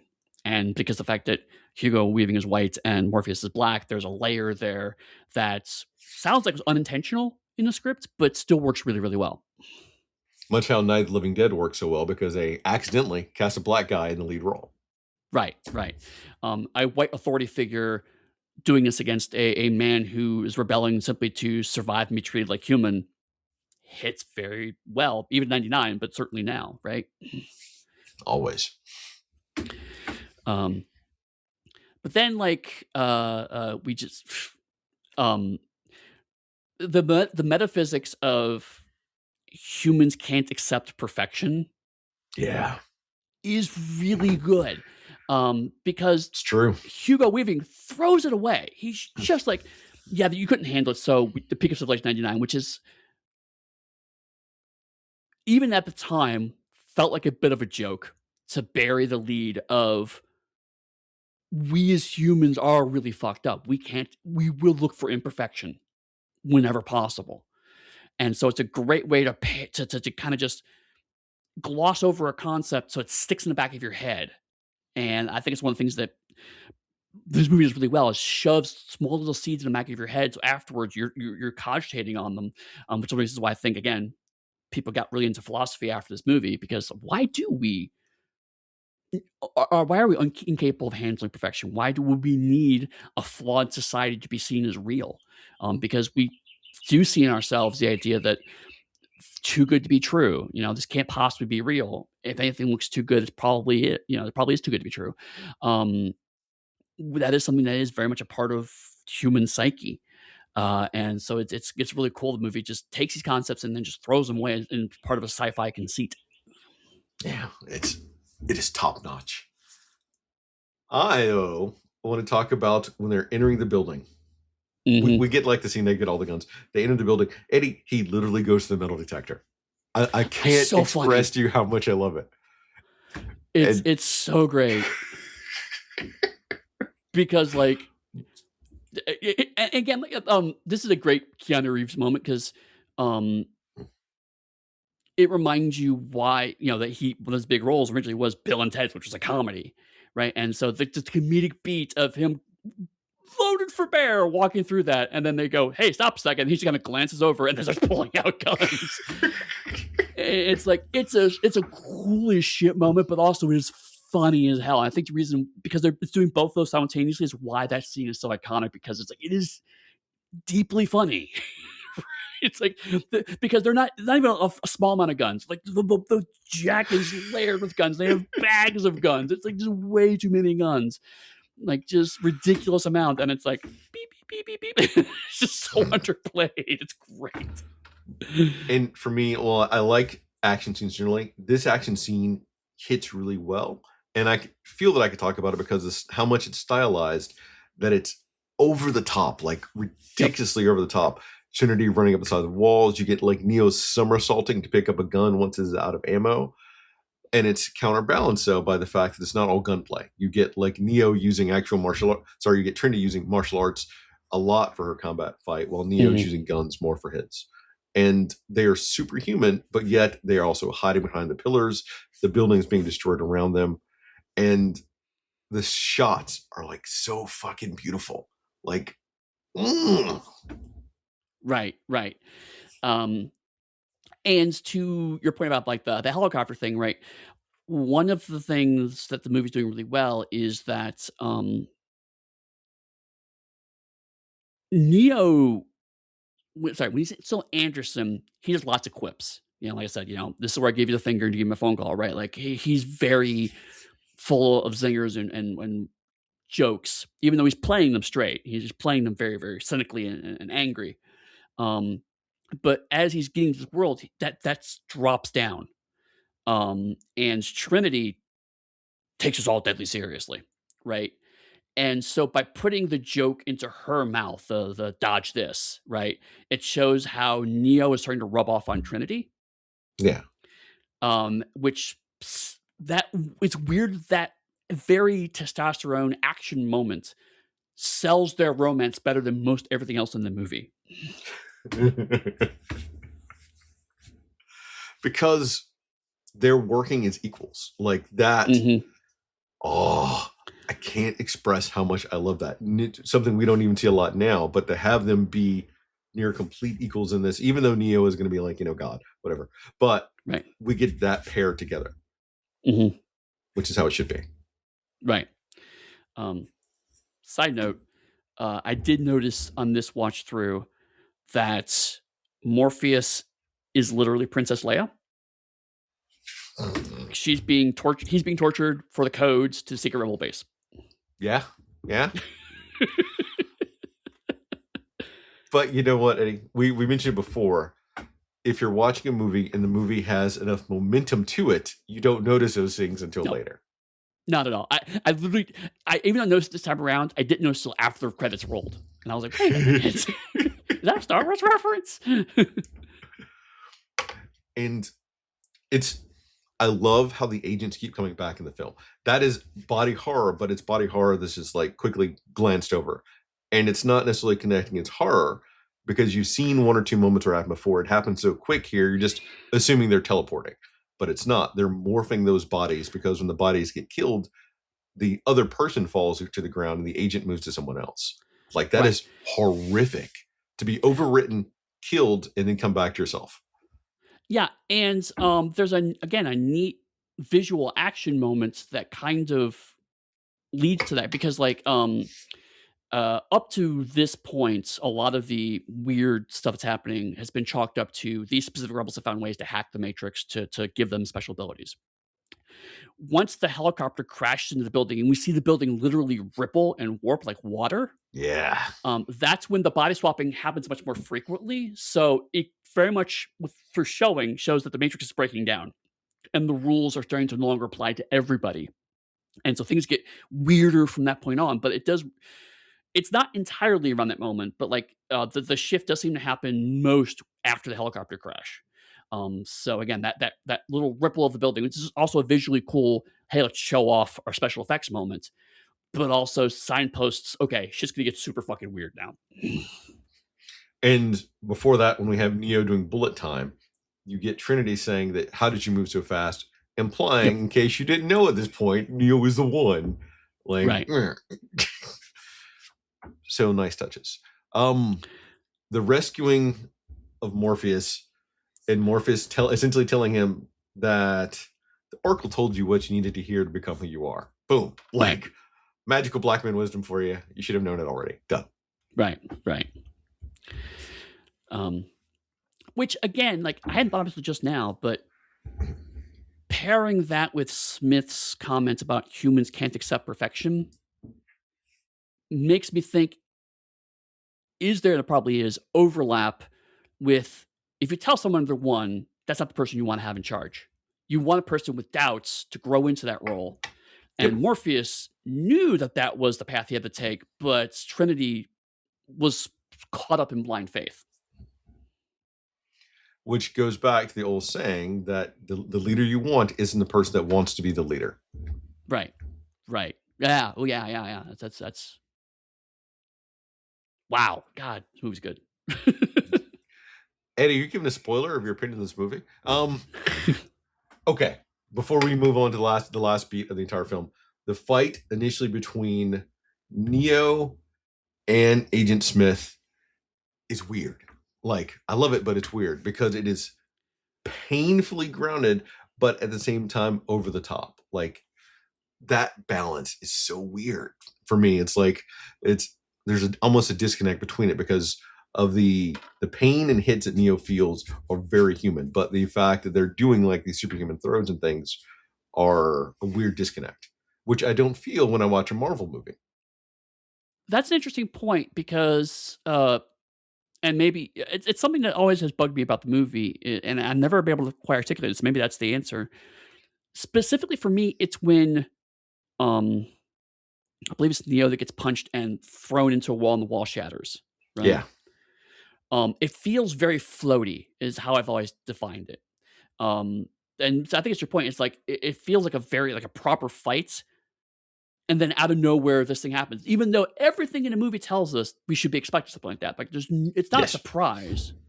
But the movie, frankly, for a brief minute, stops and becomes a martial arts film, and then goes back to a superhero film. Yeah. And you're right, like that specific moment always jarred me, and I've never been able to articulate entirely why. And this is also the scene where we get Neo realizing his full potential and when he beats Smith. And what I love is I think when he like does the like the nose thing, that is an homage to Bruce Lee. And that's when he has like his full confidence to beat Smith. Mind you, he beats him with a trade. Come on. Let me throw a trade at you. Who's gonna walk over that? Right. Anything else about this beat before we wrap up our discussion on the Matrix? No, let's finish up. In the real world, machines called Sentinels attack the Nebuchadnezzar, and the agents close in on Neo until Smith finally kills him with 80 slugs in the chest. Pow, pow, pow, pow, pow, pow, pow, pow, pow, pow, pow, pow. Pink. Standing by Neo's body, Trinity confesses her love, true love, for him and reveals that the Oracle prophesies that she would fall in love with the One. So he can't be dead because he must be the One. In the Matrix, Neo phoenixes himself back into existence, able to perceive and manipulate the code. He effortlessly blocks Smith's many blows, destroys Smith, and escapes the Matrix just as Nebuchadnezzar's electromagnetic pulse disables the Sentinel. Later in the Matrix, Neo, on the phone, calls the system, vowing to show humanity a world with limitless possibility. Then Superman's his fucking way out of there, like James Gunn's Superman 2025. The end. No more Matrix movies. I swear, every time I watch this movie, I have a different opinion on the ending. The first time I watched it, I hated it. I hated this ending when I first watched it. Right? Why? Because the whole movie been telling me Neo's not the one, but all the characters have been saying he's the one, and so the character's one. It's like, They're like, okay, no, nope, he's actually the one, and so he just inherits superpowers and beats everybody up and wins. Hooray! Right? When I first watched it, I was like, this is just very. We've run out of ideas, so I guess he wins. Eddie, Um, he's on a Campbellian arc. He's well, denying yes, the call. right. So, and that's the thing is like later I came to appreciate it because like, oh, it maps to Joseph Campbell's mythic arc, so that's cool. And then I realized, oh wait, Joseph Campbell's a fucking hack, so no, I hate this now. Um, I'm now kind of Oh, mad about it because watching it analytically, some interesting things come out of it. One is I did not realize till this watch through that Cypher is actually the key to Neo figuring things out. Because there's a small scene that we glossed over yeah. where Cypher's watching the code and Neo's like, what do you do? Why are you staring at green stuff falling down? And he's like, I don't even see the code anymore. All I see is blonde, brunette, redhead, which A is a very creepy scene that helps to reinforce that Cypher's going to be a manipulative asshole obsessed with Trinity. But buried in there is the reverse is also true. You can see the real world as code. It puts that concept in the back of your head again. There's a small seed that explodes here. So when Neo suddenly goes, I see the code, it's like, oh, okay, that was actually Chekhov's gun that was just fired backwards. Yeah. And it's like, okay, that's actually really clever. Just a bit too subtle for a movie that has helicopter smashing into buildings, maybe. But fine, right? Not mad about it. Just I now noticed it. And then the Trinity falls in love with Neo. It's like, the Oracle told me I was falling in love with the one, and you're the one. And I was just like, where the hell did this come from? But it actually makes a degree of sense because, again, if we follow the logic of the Oracle, is the Oracle predicting the future, or is the Oracle just telling people what they want to do to get them to where they need to be? The answer is the Oracle. Of course, she's in love with the one because she's in love with the myth, right? Mm-hmm. She has blind faith in the one. So she's not in love with Anderson. She's in love with the concept of the one. And she's accidentally fallen in love with Anderson. So, like, how much of that is again, is the Oracle true, or was it the Trinity has convinced herself that she's in love with Anderson as a result of being told this? We don't actually know. And so, okay, that's actually more interesting than it appears on the surface. But I shouldn't have to go through several versions of watching this movie and digging deep into it to come to appreciate the ending. So, like, I feel like there's a. I can't tell you how to fix it, but I've always been like, this ending always kind of lands a bit weirdly for me. Essentially, if I was going to like boil it down to a very simplistic thing, so essentially you're saying Trinity is like Black Cat. Black Cat loves Spider-Man. She doesn't love Yeah, Peter Parker. right, or even Catwoman, right? Yeah.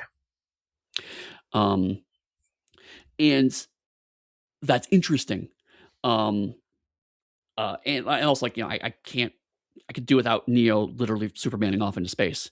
But also in 1999, what else could you do, right? And I think that's where a lot of my thoughts on the ending kind of come down is like, really, how can you end this movie?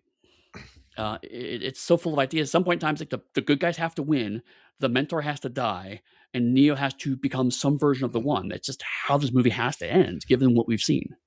But they've flipped some of that already because the mentor, who is Morpheus, doesn't die, so he's still Right. here. Well, right. The big thing is, I, similar to you originally, I didn't like the ending. I didn't like the fact he flew off. I didn't like the fact how super powerful he was.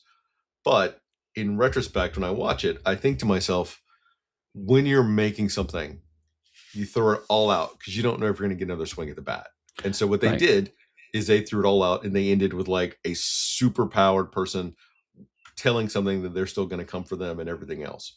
Like all on the field is where they left it. And then later you have to go, oh shit, how am I going to fix that if you get the opportunity? I think if they ended it with like Neo just hanging up the phone, that wouldn't have had enough power and oomph. It would still been successful. But the fact is like you put this superhuman in this environment, holy fuck, I want to know what's going to happen next, is a next level of interest. Right. And I wonder if some of my madness is because I've seen Inception now. And Inception, a lot of similar conceptual ground. as The Matrix, Inception ends on an extremely ambiguous note, right? Yeah, too ambiguous. But well, that's the point. Like I feel maybe Inception kind of goes too far the other direction, you know. But I could see watching this movie and going, I could do it differently, and then ultimately coming with a movie like Inception. Um, so like, but if everything in the language of 1999 action films, you have to end it with a big action beat. So it's right. So like, yeah, it's like I, I I can't think of a better solution because, especially for a 1999 action movie, it has to be something like this. So it's a case of I'm not thrilled with it, but also I don't know if there's a better path. So, and I'm not mad at it anymore. I'm not. Of course, if I watch it again in 5 years, I may change my mind again. I leave it open to that. But right now, I'm like, I don't hate it. It's just more like it brings up the wrong kinds of questions.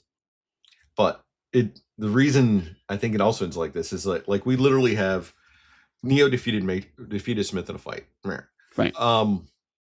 Then he effortlessly defends against Smith, but he destroys Smith by jumping into Smith. Right. Like, that's not super actioning. Like, what the fuck is that? You need that extra oomph for the action beat at the end to get audiences to be in it.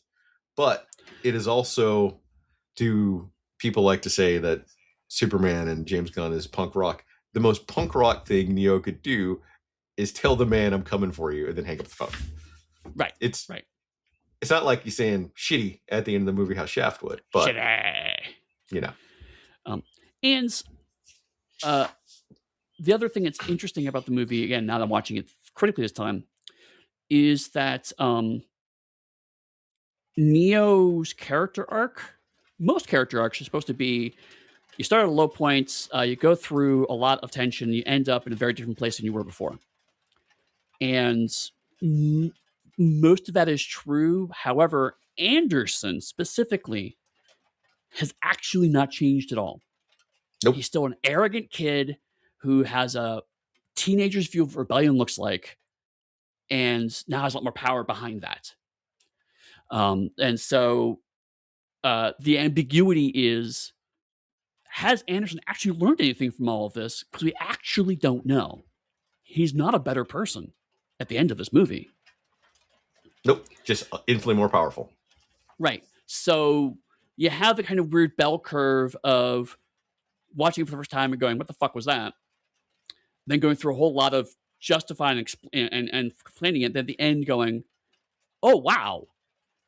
Anderson learned fucking nothing from all from everything. Except for now he's got a hot new girlfriend.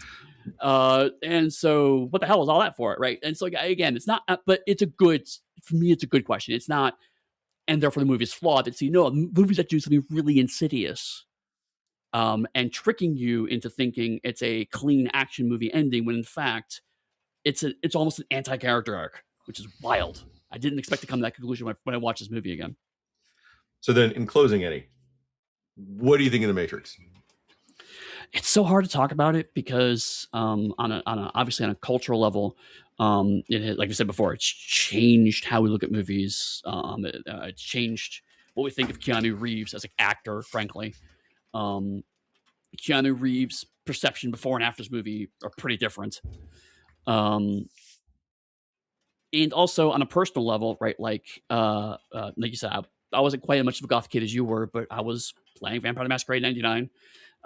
It was very much part of the zeitgeist. And it was the movie I took my wife, well, she wasn't my wife then, when we were dating, we went to see this movie as a date, and, I'm with her still. So like, it's part of my personal DNA as well. I've seen it in the theater twice. It's hard to be objective about this movie for a lot of different reasons. So saying I liked it is weirdly insufficient. But I will say that a mark of a good movie for me is something you can watch multiple times to get something different out of it. And this movie proves it can still do that. And this is probably my 7th, 8th time watching this movie. And I feel like every time I'm coming with something different. It's smaller and smaller pieces each time, but even this time, I saw something new in it, and to me, that is a mark of good art. Yeah. I enjoyed this movie. I have not seen it nearly as many times as you have, maybe like half of that number. Mhm. I do remember the first time I saw it in a theater in Alabama that was packed full, and the only seat I could get was in the front row, in the middle, staring up at the Wow. screen, like craning my neck. That is how impactful this movie was in Auburn, Alabama, where I lived, which was a college town when it came out. So Mhm. that is a memory that always sticks in with me. The movie itself is good, and I see why people love it. I enjoy it. I don't have a connection with it, I think, how other people do. I like Mhm. the visuals for it. I like the stylization, but it has never like resonated with me how I see how it resonates with other people. Right. Um, that's an interesting point because, like, I was saying a lot of, like, I've seen it so many times, it's part of my DNA. But if someone says, "Hey, what are your favorite films of all time?" I don't think of The Matrix. Um, and it's almost in the same way as I don't think of Star Wars, like the very first Star Wars movie, because it's just there. It's just kind of the background radiation of my life. I will talk and have talked glowingly about Transformers the movie. I have a very strong personal connection with that movie. I will apologize for it and recognize that other people have very different reactions to that movie. There are other movies, Star Trek II, Wrath of Khan, right? Like I love that movie in a very specific way. So, It's not not Star good. Trek Into Darkness, Wrath of Khan 2.0. Oh yeah, yeah, no, where let's the multiple levels of appropriation that happened between Wrath of Khan and that movie. Yeah, no. Um, Or is that just because you don't like Benny C. Eddy? We can admit what it really is. Benedict Cumberbatch is great in very specific doses that don't involve anything Like that people talk Sherlock about him. Holmes. That is not one of the ones I was referring to, and you damn well know it. Oh, some jokes just won't go away.